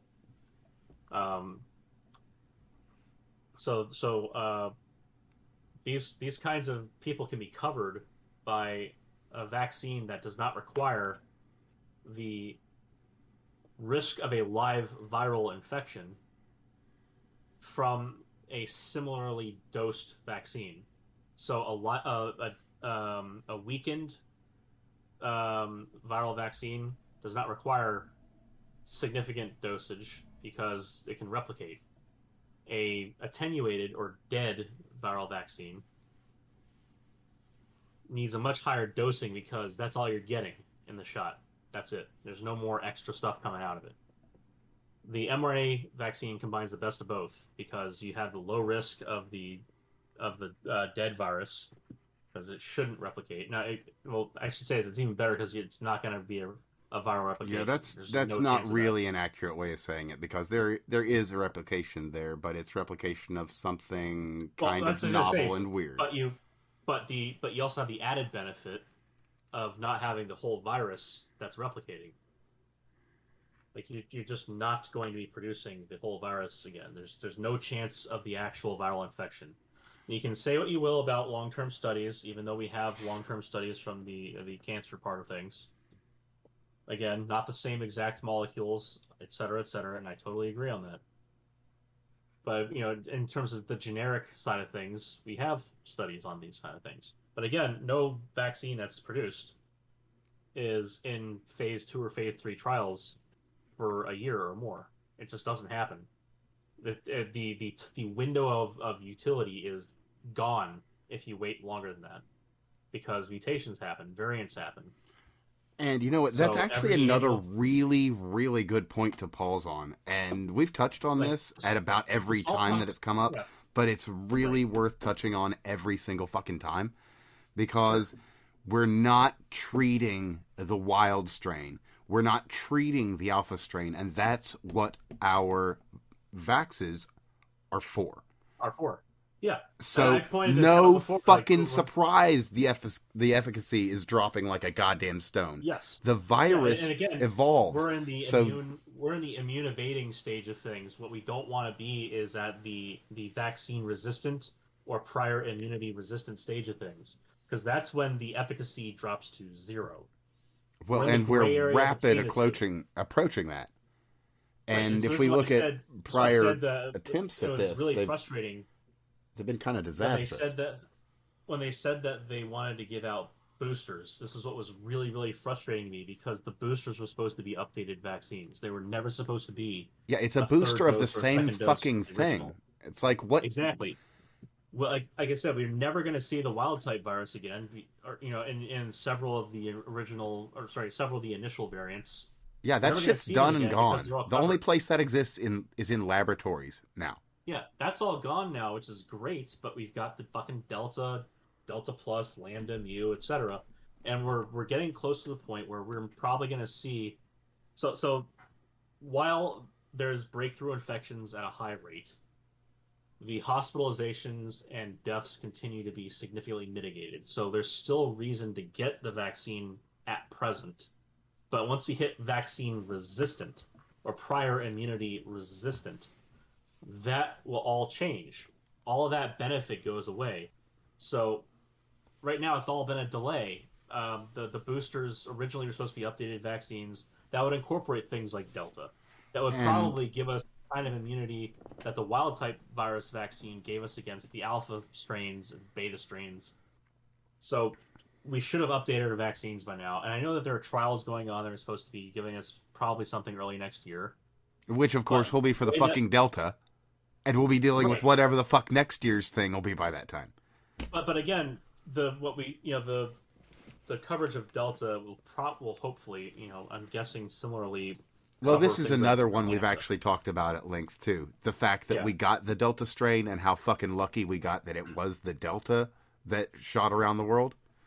right. Because if it had been one of these more deadly strains, we'd be talking about something else entirely. We really did Well, get I mean, lucky. so It got a lot imagine more. imagine at this point imagine at this point if we get something that has a much higher mortality rate.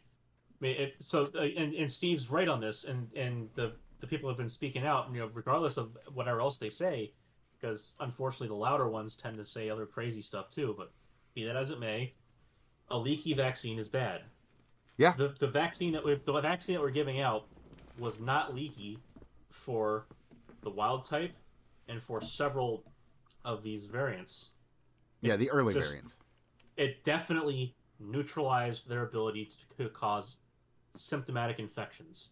It Above and definitely beyond neutralized their ability to whatever other transmit. issues any person might take or have with the vaxes, Right. which there are some which are completely legitimate. There are Now, some that are out there that might be legitimate, and there's some that are completely out there and aren't now legitimate. here's what I'll say to that end, and it's a completely rational concern to have. And my sarcastic reply to that, if I was countering it as an argument, would be, well, there are things that you can give to somebody to preserve them. They'll be dead, but they will definitely be preserved. They will be infection free, but they will also be very much not alive. And like I said before about mercury, there are things that mercury does treat, and if you give someone the wrong dose for a regimen like that, which is one of the ways they found out that it does treat things, by the way, is that's terrible. This was back before we had ethics boards. Um, so Cinnabar is mercury sulfide, and they would give that as a way to get rid of intestinal parasites. And it does work. It's just that it also had the unfortunate side effect of killing like half the people that did it, Yeah. because they didn't have like regulated dosages. They had, oh, here's the red rock from the ground. Let's grind it up and put it in the soup. Yeah. Yeah. So, and that's an excellent. I mean, we're definitely not at that technological level anymore, but it's still an excellent point to make here that you can have an excellent. You can definitely kill the disease, but you might also kill the patient. What is the relative harm ratio here? What is the risk reduction in negative outcomes? What are the adverse events that are associated with dosage, let alone the side effects that are associated with the dosage? So these are all reasonable concerns to bring up, and that's something that should be brought up. But again, it was not leaky. It's just not. It's a sterilizing vaccine. It's a vaccine that causes sterilizing immunity for the wild type virus, and then several of those initial variants. The UK variant, the California variant, the New York variant. I think it still worked for the South African variant. So plenty of these variants it definitely got rid of. Unfortunately, the Indian variant, the Delta variant, not as good. And then they have Delta Plus and New Lambda, etc. Iota is another one already. So the problem right now we're going to run into is the proximity to Delta. If we come up with a vaccine that's going to work, it causes sterilizing immunity against Delta. The proximity to Delta of these other variants is going to be very important because it's going to tell us which one of them is more likely to become the next Delta.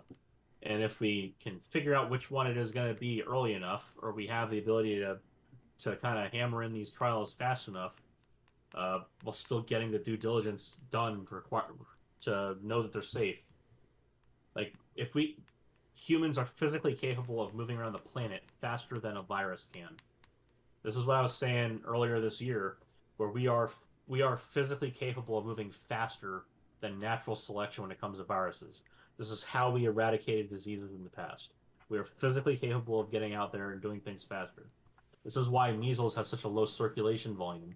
So the total number of actual virus bits out there, all actual individual viruses, is very low for measles, even though it's so contagious. And that's the reason for that is because everyone has immunity to the same strain, and the same strain is trying to get into everybody that already has that immunity. It's kind of a chicken and egg problem, and there's two states to it. There's an ignition curve to it, if you will.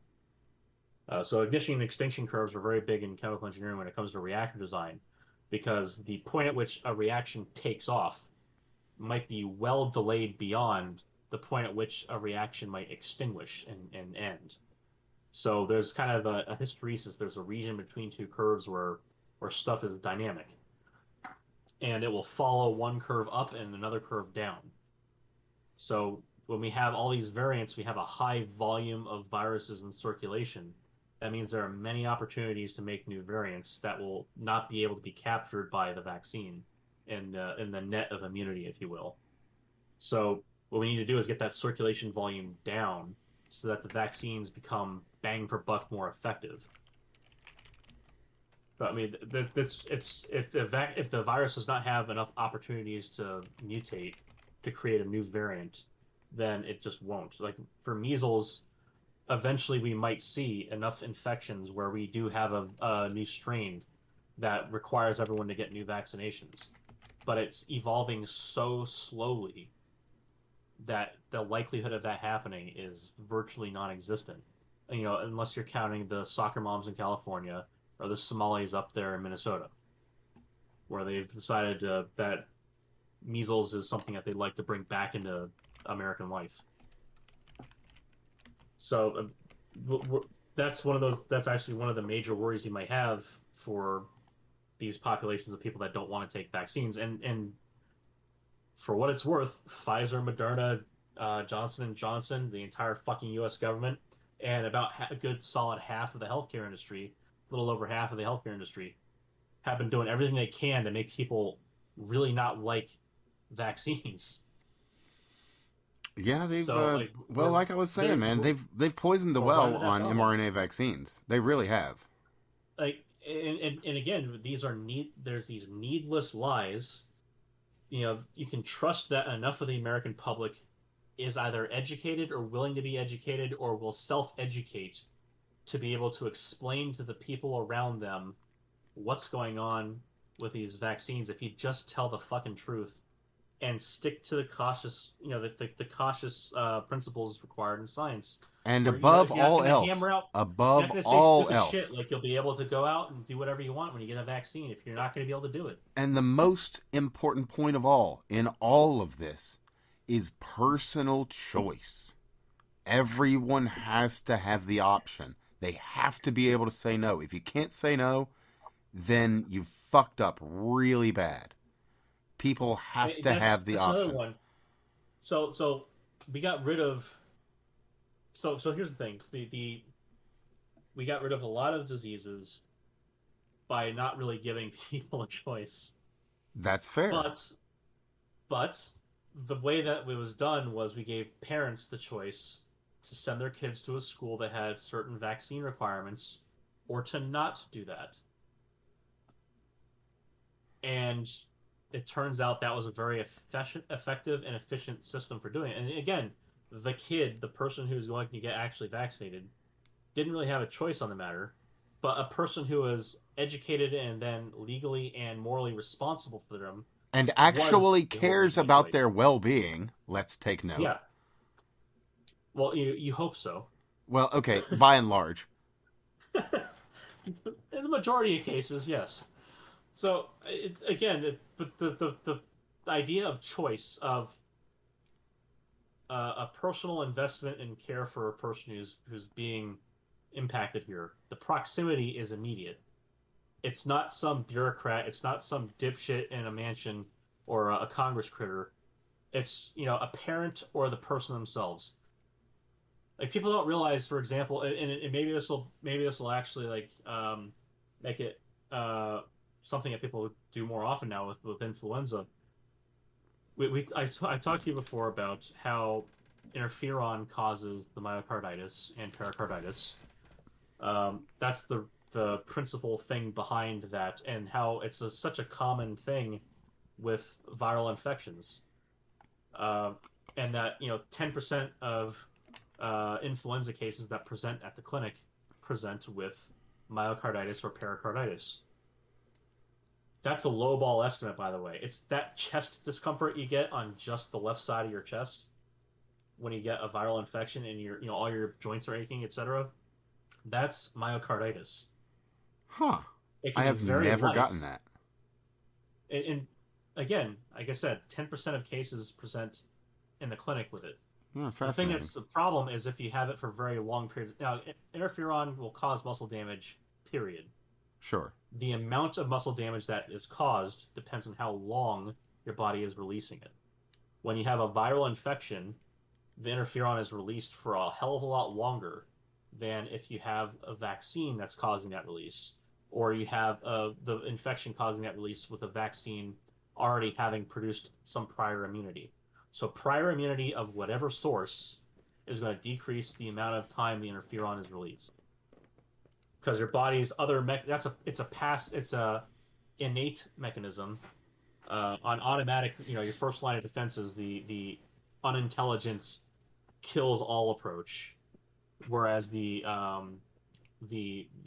other side of your immune system, the side that learns about other diseases and can target things, that's the part everyone kind of thinks about. The complement system is also included in the kind of passive countermeasures side of things.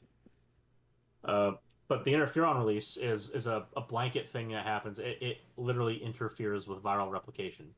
But the way it does so pisses off everything else in your body. So all your joints hurt, your muscles might hurt, your heart's one of those muscles. And in the flu or a cold or whatever other virus you want to think of here, those viral infections can cause heart damage. Getting a seasonal flu vaccine is actually a way to protect yourself from that. And as you get older, it's more and more important. Boy, your body still starts. Yeah, that's just really really fascinating, in all honesty, because of the very, very peculiar reactions my body now has to the flu. Nobody thinks about that you might get heart damage from the freaking. Well, no. I mean, you do make a valid point, but because once upon a time, years and years ago, I used to react like people react to the flu. Like I'd get the flu, I'd feel like you expect to feel when you get the flu. Now, Right. because I've gotten the flu twice since I've completely changed up the way that I take care of myself and my body. And when I get the flu now, I run hot, and I'm a little low on energy. Not so bad, right? Yeah, I know, and it's it's noticeably very different than how it was before. Because now what happens? I run hot. Treat your body like a temple. Yeah. And and that's the fact. I mean, the last time it happened, it was the winter, and I went out in 45-degree weather in just some PJ bottoms and a t-shirt and cooled off. You did smart things. And then, a week later, I was coughing up that weird, nasty, yellowy shit. And so that's bacterial. Oh yeah, no, and that's just your body getting the shit out of you, as it's going to do. So again, take baking soda for what it's worth. That's what I do, and it has done wonders for my immune system. It just makes it work right. So for example, I used to all not the get the flu shot. I used to not get the annual flu shot, and that was largely because my body reacts by I release interferon very readily. So you can imagine I did get vaccinated for the whole COVID. I did that stuff too, and you can imagine I had fun with that because my body will very strongly react when it senses a viral presence, and that might be due to some other factors we don't have to discuss at this time. But I went ahead and got my flu shot recently. Basically, what happens for me is if I get the flu shot, my body reacts like I got the flu, but it only does so for like a day and a half. Whereas if I get the flu, I'm down for like 2 or 3 weeks. I see. Well, 2 weeks. Well, 2 weeks, not 3 weeks. Yeah, so might as well go ahead and just do a speed run on it, right? Exactly. And there have been times when I've got a cold or the flu, and I can basically take no symptomatic management drugs because those do prolong the length of the infection course. And I just hop into a hot shower and I can sweat out a cold in a weekend, and be back on Monday. But if I'm trying to get stuff done and I've got to take anything to mitigate the symptoms, or if it's like a particularly bad flu, and I had one of those a few years ago. When I have one of those hit me hard, that hits me like a hammer. I can't just go into the shower and sweat it out over a weekend. It'd be nice. It's a good thing if I get the vaccine to reduce the amount of time the interferon stage of the infection course lasts. Well, that really you don't actually. That's where your body can do the most damage to itself. Exactly, and it's not like your body shows you the heart damage you've caused. No, and that's a hard one. Very that's readily. A very hard one to notice too. As somebody who's learned a lot of things about listening to his body, your heart is very hard to hear, shall we say. It's a strong muscle that is always in use. Yeah. So there's no downtime to gauge. So unless you go out jogging really hard, like right after you get over a flu, you're probably not going to notice if you have heart damage unless you get long-term, prolonged, repeated heart damage from multiple infections. Sure. So the less it's imagine it's kind of like the telomeres that determine how many times your cells can replicate. There's only so much damage you can do to your heart before it says, "All right, guys, I'm pooched here. I'm tired. I got to take a rest." And your heart just—it's one of those things that can't do that. So, like on a lifetime scale, if that happens when you're 80, you've lived a long time. But if you get like repeat infections, you keep getting into those environments, you have a particularly bad cold or flu like every frickin' time, the accumulated long-term damage you might accrue might cause you to start having problems at like 70 or 60. And it's not to say that a bit of that damage or a great deal of that damage can't be undone. We actually have treatments now that fix a lot of it. I say long-term damage. What I mean is that your muscles do heal. Sure. It's not like all of that damage is going to be permanent, but a part of it might be. Sure. And this is one of those things. Well, like not I said, only where that, it's a real too, pain in as the you ass to tell age, if your it's body bad. does get a little worse at doing these things unless you Right. take very, very specific means to a more assuage extreme example. A more extreme example, and this is now COVID specific again. There's a difference between pulmonary fibrosis, permanent scarring of the lungs, and then damage, like even some scar tissue that can be somewhat healed that occurs in the lungs. So there's a certain amount of damage that can happen in the lungs that will result in scarring, but some of that scarring can go away. Mm-hmm. But a lot of that scarring is permanent. Well, think about it this way. So you've got a little scar somewhere on your body. I mean, anyone listening to this, considering the kind of crew we've got listening, has probably got a scar somewhere. Look in your hand and find a scar, yeah. Yeah, one of those scars, your oldest one, is probably pretty well grown over and taken care of. And if it was small enough, it may well have even been fully reincorporated. But if it's not, I've got one on my lip that I got when I was a little thing. And it's still there because it was a big scar. And you can't really see it just from looking at my face, but I can feel it there every day because it's there. It's something, and it's never going to go away.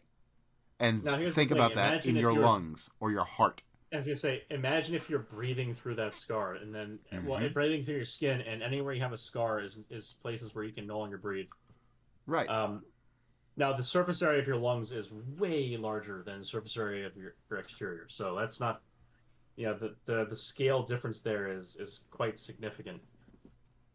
But again, when you lose lung tissue, you've lost it. When you damage your heart muscle, even so, scar tissue and muscle is still structural.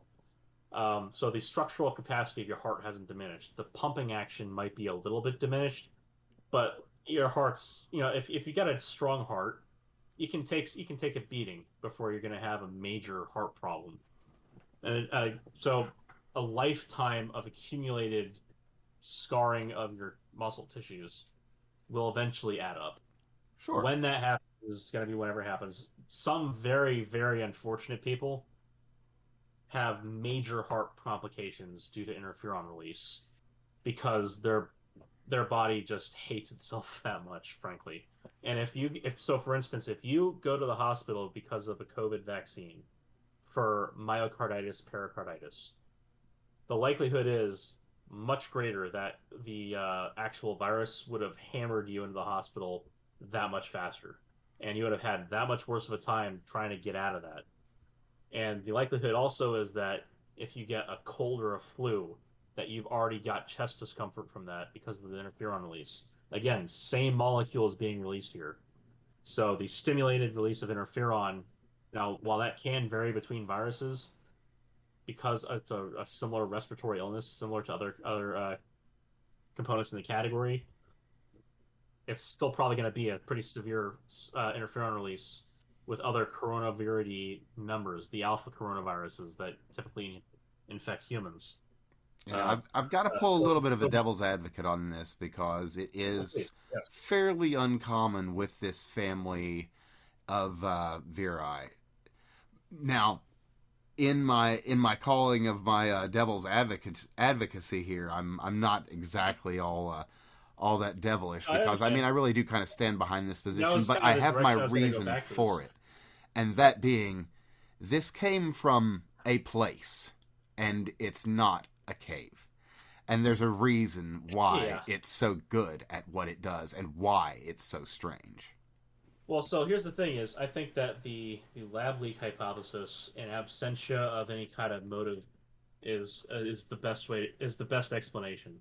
Yeah, it's the only reasonable explanation. There are less reasonable explanations, and the most unreasonable of them is that this came from. Well, okay, we know that the wet market thing is actually impossible. My favorite one is the bat one or the pangolin one, either one of which couldn't have happened physically because the animals were not physically present. Right. Never minding the cave itself is some 500 miles or kilometers or some shit away. Yes, the horseshoe bat cave that was being studied was on the order of 1,000 miles away. Oh, excuse me. Yes, sorry. the nearest population that they first suggested as a culprit is around 500 miles away. Right. So you're right about that. It's 500-ish. Yeah. But it's two different cave sites that are to the north. But yeah, the one with the roadblock was about 1,000 miles away. Oh yeah. The roadblock where the people were going to go ahead and study on that, and there's like a rock fall or an ox or some bandits or something. But anyway, you can't go there. Yeah. Oh, but in some actual good news related to all this nonsense, Regeneron's actually into their phase 3 trials now. So very good. We could see that actually get full legit approval, and then some of these places that are kind of denying treatment to people on this would really have no reason to do so anymore. Here's another thing. On this. So there's two things to discuss on this. The first one is, again, death is not the only shitty outcome of an infection. So while Regeneron might save your life, supposing you're going that far, but say, Regeneron might shorten the duration of the disease very significantly. The fact remains that you have been exposed to this virus, and the long-term complications are still very much unknown. Sure. Introducing monoclonal antibodies is very well studied already. That's safe. But the virus, that part of the whole thing, not so safe. So, that said, there's a human aspect to this which is important, and that is the absolute vitriol with which people who need Regeneron in hospital are vilified by people who vaccinated themselves. It's disgusting. And to speak on that specific point, actually, I have heard, and I'm going to say this right now, completely unconfirmed, but I have heard from some people that in, I want to say Georgia, but I'm probably wrong. But about 60% of the people that were needing Regeneron were actually breakthrough cases. And just because of this whole, well, we're not giving you Regeneron thing, these individuals that, like, your fucking poster boys there, Brandon. You're the fucking ones that love you so goddamn much. They're the ones that need it, and you're denying it to them. You know? Let's go, Brandon. Thanks, dick. The White House attempting to route around Florida by purchasing out the rest of the contracts, forcing DeSantis to go to another company to get contracts in before the federal government could. Like, that is disgusting behavior. And again, you're right about who cares about what number it is at this point. The fact of the matter is that for political reasons, the federal government chose to try to buy out a life-saving treatment. It's just to fuck over people. It's the scummiest of scummy fucking behavior. That were vaccinated and still got sick and still needed treatment. I don't care what fraction of the people that need treatment were vaccinated ahead of time. They got vaccinated. They did what they, were supposed to do, and they got fucked for it. Doubly so because of politics. Fate conspired to give them the disease. Yeah, these people, for whatever reason, whether they did it because they like you, whether they did it because they're afraid of you, whether they did it because they legitimately believe this works, whether they did it because they just wanted to see their fucking family, for whatever reason these people made this decision, you have fucked them. Right, so this is the part where it frustrates me that and again, this is human, like, there's multiple facets to this, but this is a human cost, and there's a human element to this where people have justified this in their minds by vilifying the people that need a treatment. Again, it doesn't matter what the fraction is. There's a fraction of those people that need the treatment, having done everything these assholes would have asked them to do, and more. Jump through every hoop. Yes, absolutely. They were told you can go out and do whatever the fuck you want when you get the vaccine. They went and they did that. They got sick. They needed monoclonal antibodies as a treatment. They need other, there's other treatments available, but this is basically the one that's the most effective right off the bat because it's the antibodies that they need to get the thing done. Yeah. Just to deny them that, and then to justify it in your mind for politics, that part is disgusting to me. politics should never be a part of the medical equation. Just should never be involved.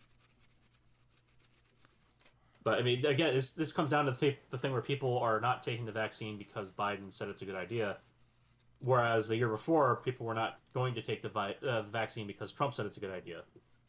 To cut off your nose to spite your face in that manner, in my mind, is insane.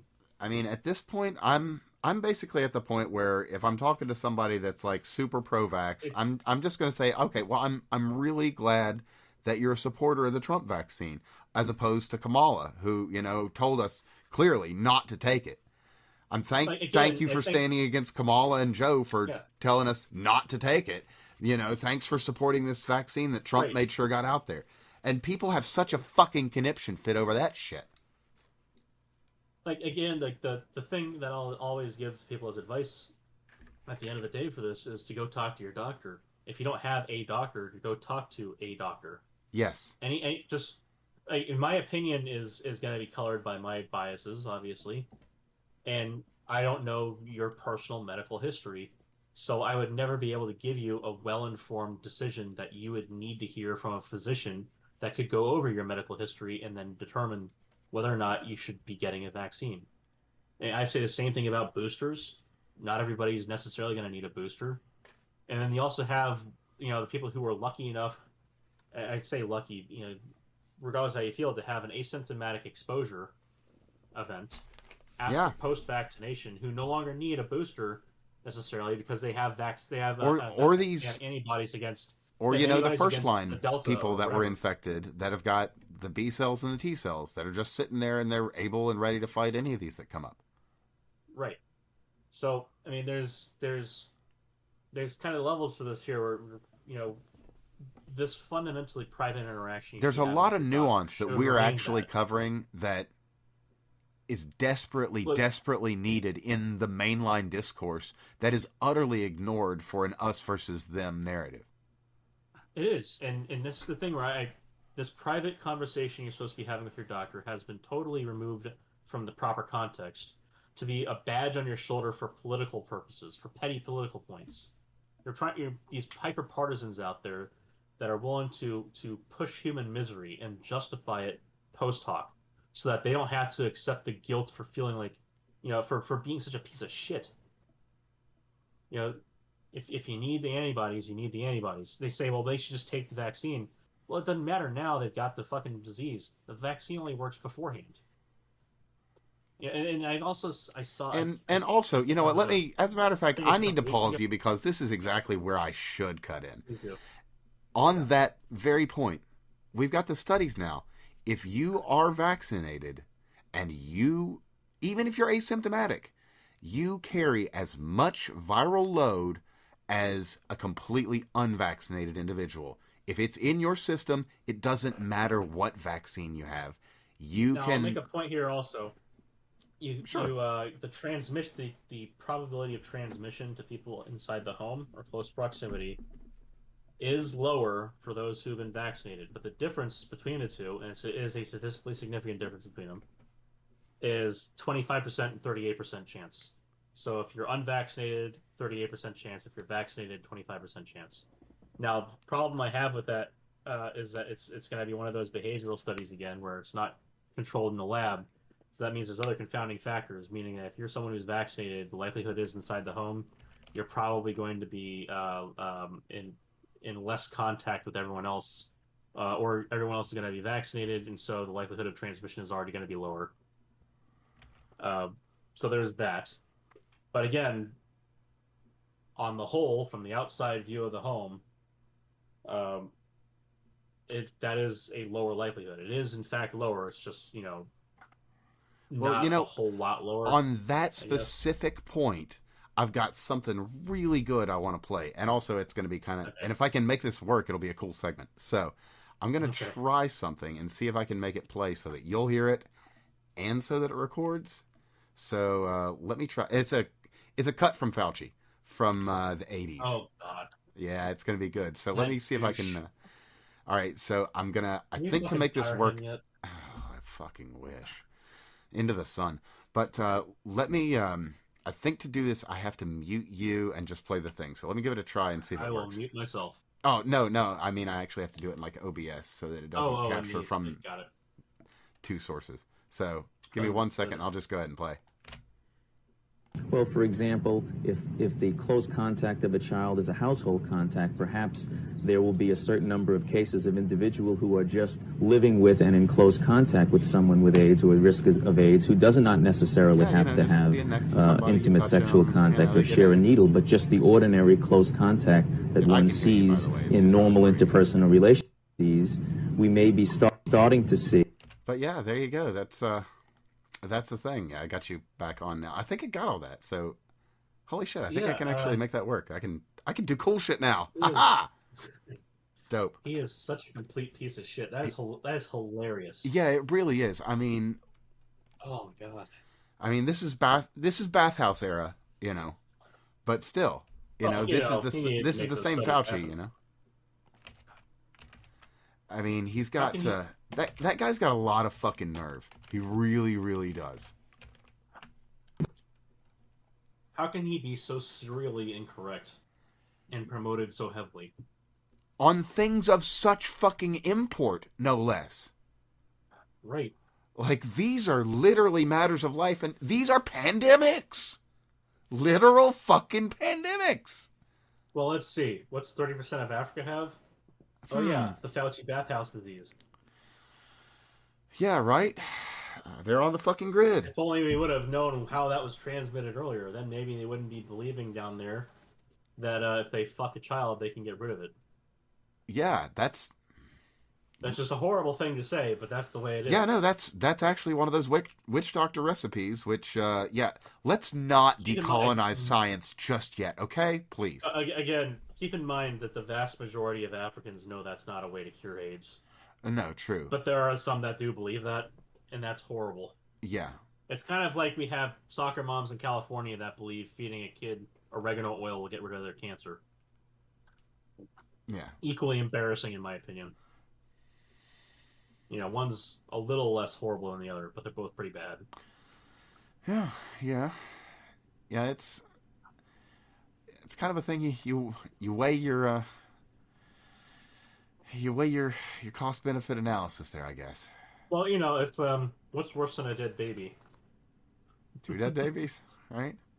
2 dead babies. What's worse than 2 dead babies? Yeah, 3. I know, right?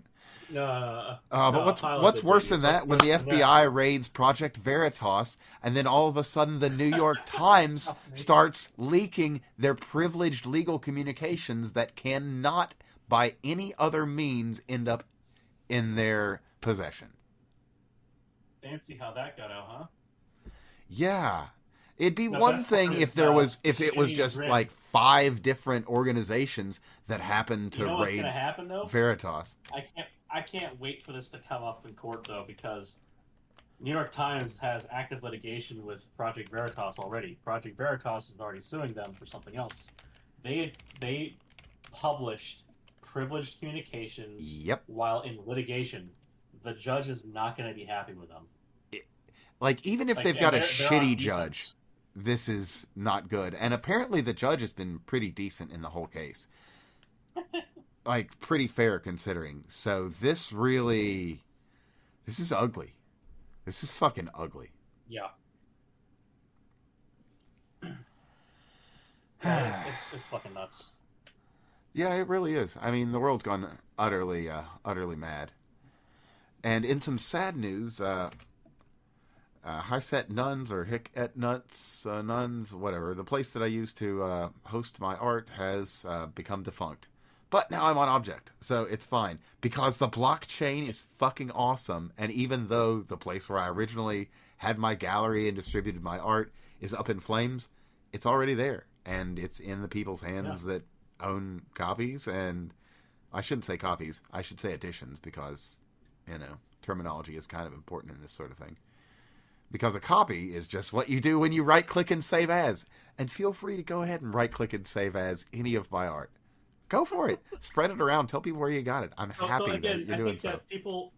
One of the best use cases I can give for NFTs is a ticket that nobody can scalp or nobody can steal. I should say that. Yeah.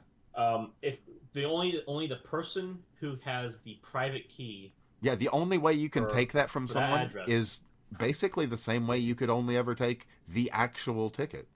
But in this case, that actual ticket is completely infallible. So you've got to figure out a way to make that person there's give no it way to you. to fake it. Yeah. Exactly. There's no way to fake it. If as long as you have the right contract address, which is gonna be the way that the promo, whatever it is, works. You show up at the ticket, whatever ticketed event you're going to, and you then send that NFT to the ticketing agency or to the admissions booth person. That is how you prove that you own that NFT, you own that ticket, is by sending it to them. And then you get admission into the thing. They might send you a new NFT which says you have the right to be there. That Sure. is like, and then you could have that as you could have like a picture associated with it as a commemorative memento from the event. Yeah. You would have a serial number on it, et say cetera. your initial NFT is a QR code. So you could print it out on a piece of paper and they could scan it there. You could have it on your phone and they could scan it. You could have it in an app and they could scan it. Right. And then, So then after that, you get your commemorative, digital poster NFT. There you go. So like the idea that it's just a picture you put on the internet, like that, yes, it's as simple as right-clicking and saving. Please, by all means, do. That's the entire purpose. People who look to get money on it as a art piece that can't be right-clicked and copied, they are either deluded or trying to scam people. And unfortunately, many of them are just deluded and misinformed. And so not knowing, there's a lot of new money misinformation out there. Not gonna lie about that one. There's a whole lot. It's kind of like when Bitcoin just showed up and people were trying to figure out how to scam with it. Back when it was on the order of $10, $20. Yeah, it was ridiculous then as it is with NFTs now. It's just that NFTs are much more in the news because everybody already knows about the crypto stuff. So, I mean, if you're wondering what the hell the purpose of an NFT is, it's something, the best explanatory use case is the entrance ticket and the commemorative poster thing. Like that is a very clear-cut case. An NFT, well, having actually become a designer and selling these things, I can actually pretty well sum it up. An NFT is a signed limited edition X, where X is your infinite variably thing, or infinitely variable thing. It can be an image, it can be a program, it can be a song, it could be a ticket to a game, it could be any number of things, but it is now a signed and verified and guaranteed. Damn it! Why am I forgetting the word? It is. Here's the other thing while you're thinking of it, is there's proof on the public ledger, the blockchain, that you had it at some point and that you gave it away at some point if you do. It's provenance. That's the word I was looking for. Okay. It's digital provenance that is infallible. So again, you can't ask for better. It's a unique piece of art. The idea that the actual art associated with it is the thing that you're getting that has the value, that part is fallacious. Right. The support for the artist that you give for that has value. The fact that the sales further down the road in Ethereum or whatever other asset gets tied into this later can have a kickback via the contract that's made it back to the artist, the original address. That's also there. So if you then sell it later on, the artist might get supported again. Sure. And actually a really easy way to explain that, specifically using NFTs in the art field, that one is the easiest to get a normie's head to wrap around. Yeah. You've got a piece of art that is made by an artist. It's a painting with paint on a canvas that has texture. They get a series of prints made of this painting. It is now flat. It's, not the initial thing. It's a beautiful picture of it. It's a perfect but flat representation of this thing. It is signed and numbered by that artist. Anyone else can take that same picture, but it's not going to have that name and that signature. And that's essentially what the NFT is for the art world. Right, but moreover, when you sell that numbered copy later, the artist gets a cut. Yes. Possibly. So basically, you're halfway cutting out the gallery, as it were. Right. Well, so that's the thing, isn't it? Now, the biggest advantage I would see, the most interesting thing I would see is, and unfortunately, there's no way to enforce the pairing of things, is if someone made a physical design and then paired that with an NFT on top of it. Now, the thing that would be great is if every transaction for the exchange of that piece of art then after was done via the NFT itself. I am actually going to be doing this. And a contract kickback but back to the artist. I don't have a way to do it with the physical piece, which is unfortunate. Well, that's the thing. That's the thing I was going to say here is that you could the physical piece is fundamentally separated from the digital asset, and that if you can sell it for cash dollars, and it doesn't have to go via the contract. There's no way to enforce a kickback to the artist there. Right. But and I'm okay with that. But I mean, that's what I put my art out there into the world for. But with the NFT, it's like that's something that my royalties are built in. Right. Exactly, and there's continuing royalties too. There's the first sale doesn't have to be the end of the royalty disbursement. No, and as a piece gains value, passive income, it it passes on down the line. But again, I would not expect to see in our lifetime an NFT Mona Lisa. So at some point, you're gonna, at some point, the guarantor of a particular address will have to assign custody beyond the extent of their lifespan. Otherwise, it becomes orphaned coins, which nobody has access to. Right. Which would be hilarious because it eats up things the same way orphaned bitcoins get eaten up. And Ethereum those resources are still being used. And that being said, let me actually just pause this for one quick second and say Tezos is a very strong crypto, and I'm fairly pleased with it. I like having my stuff on that blockchain because, I mean, as much as I genuinely don't give a fuck about climate change because the numbers are all bullshit, it's fine on the environment, even based on the bullshit numbers. So, it's That's really the thing, good. Isn't it? Like when I was doing the plastics for hydrogen storage, the unfortunate thing I had to bite my tongue every time I started in with it. The preamble to that was always, with climate issues, etc., or with climate change, and going green, yada yada. It's like at the end of the day, I just want to talk about the damn plastic and hydrogen fuel. Yeah, it's like, listen, this is just a really good technology that does a bunch of bullshit that's really great. But it's like, no, I've got to couch this in your fucking flowery words so that you'll listen past the first fucking paragraph. And when we were reinforcing it with the nanotubes, we had to talk about the nanotubes because everyone was still doing the nano shit back then. Right. It was the tail end of that kind of era of everybody being in on it. But like that was another one of those things that got dollars in. Was making sure you spoke about having nanotubes involved. Or buzzwords, graphene. Man. We did graphene reinforcement as well. Like our group, one of the things we really we really kind of perfected was supercritical fluid-based exfoliation of aggregates. So basically blasting apart the micro aggregates of nanotubes and nanoclays and graphenes. Huh. So basically, we just use CO2 because very easy to go supercritical with that. Yeah. You fill up the container you pressurize it with CO2 until it gets to the point where you're going to be supercritical, and then you catastrophically depressurize just by popping the lid, and boom, everything blows apart and hypervolumizes, and then you've got an expansion ratio of like 1 to 30 for the nanotubes because all the aggregates get blasted apart, and you have free nanotubes all over the place. It's actually horrible for your health if you're. Oh yeah, no, I'm sure that sounds like it makes a dust cloud of amazing proportions. Well, it's not just that. It's the fact that you've turned these aggregates, which are not capable of floating in the air, remember, invisible to the naked eye. Oh, into an aerosol, basically, right? Into free nanotubes, which can blow up into the wind of someone walking by.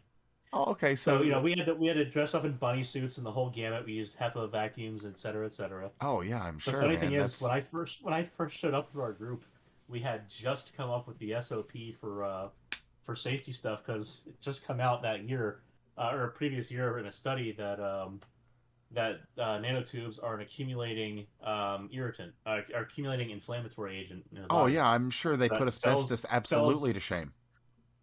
yeah, so cells not only bioaccumulate nanotubes, but it also pisses them all off, and Oh, not in a way that they immediately die. They kind of hang out for a little bit, upset, and then they die. So, and then of course the that's nanotubes horrible, don't just go away because the cell died, but the nanotubes are still there. right? So it's not as bad as like mercury as far as like a cumulative toxin. It doesn't accumulate like that. Your body does get rid of nanotubes. It deposits them right in your colon where they should be, but it takes a while. Yeah, I can imagine. They're fucking tiny, Yeah. and they're So and they're pointy and sharp. the first desk I sat at, the ground under the chair was black. It was a white tile room, linoleum. So there was a few nanotubes in the area. Yeah, I can imagine. But the thing is, I got down the ground and I tried to scrub with like several solvents, and it wasn't coming out of the tile, so it was definitely not going to get into me. It's just like you wouldn't want to have lunch on the tile.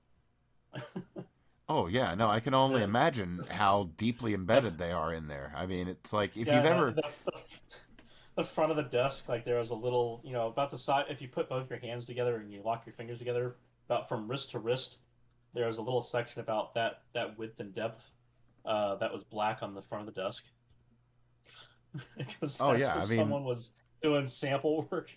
oh sure, yeah, because I mean, they're incredibly sharp and they're incredibly small, so they're going to Yeah. embed themselves in anything. The nice thing was though that once we plasticated them with the whatever polymer we were processing them with to reinforce, once it's embedded in the plastic, it's basically stuck there. Oh, okay. Um, so that's the nice thing. It's not you'd be very hard pressed to rub the surface and get nanotubes to come out. They have a very long length to them that they get embedded in with the plastic. It's you get all these fantastic bonding forces, which makes them very good for reinforcement. Um, they're not coming back out, even if they're kind of poking out on the surface. If you polish the plastic, they're definitely not going to be able to be removed. So just a little bit of post processing on a finished part, and you can pretty much guarantee that a person's going to be safe handling a reinforced composite from them. But yeah, when you're making them, like in the nanoclays, same kind of problem.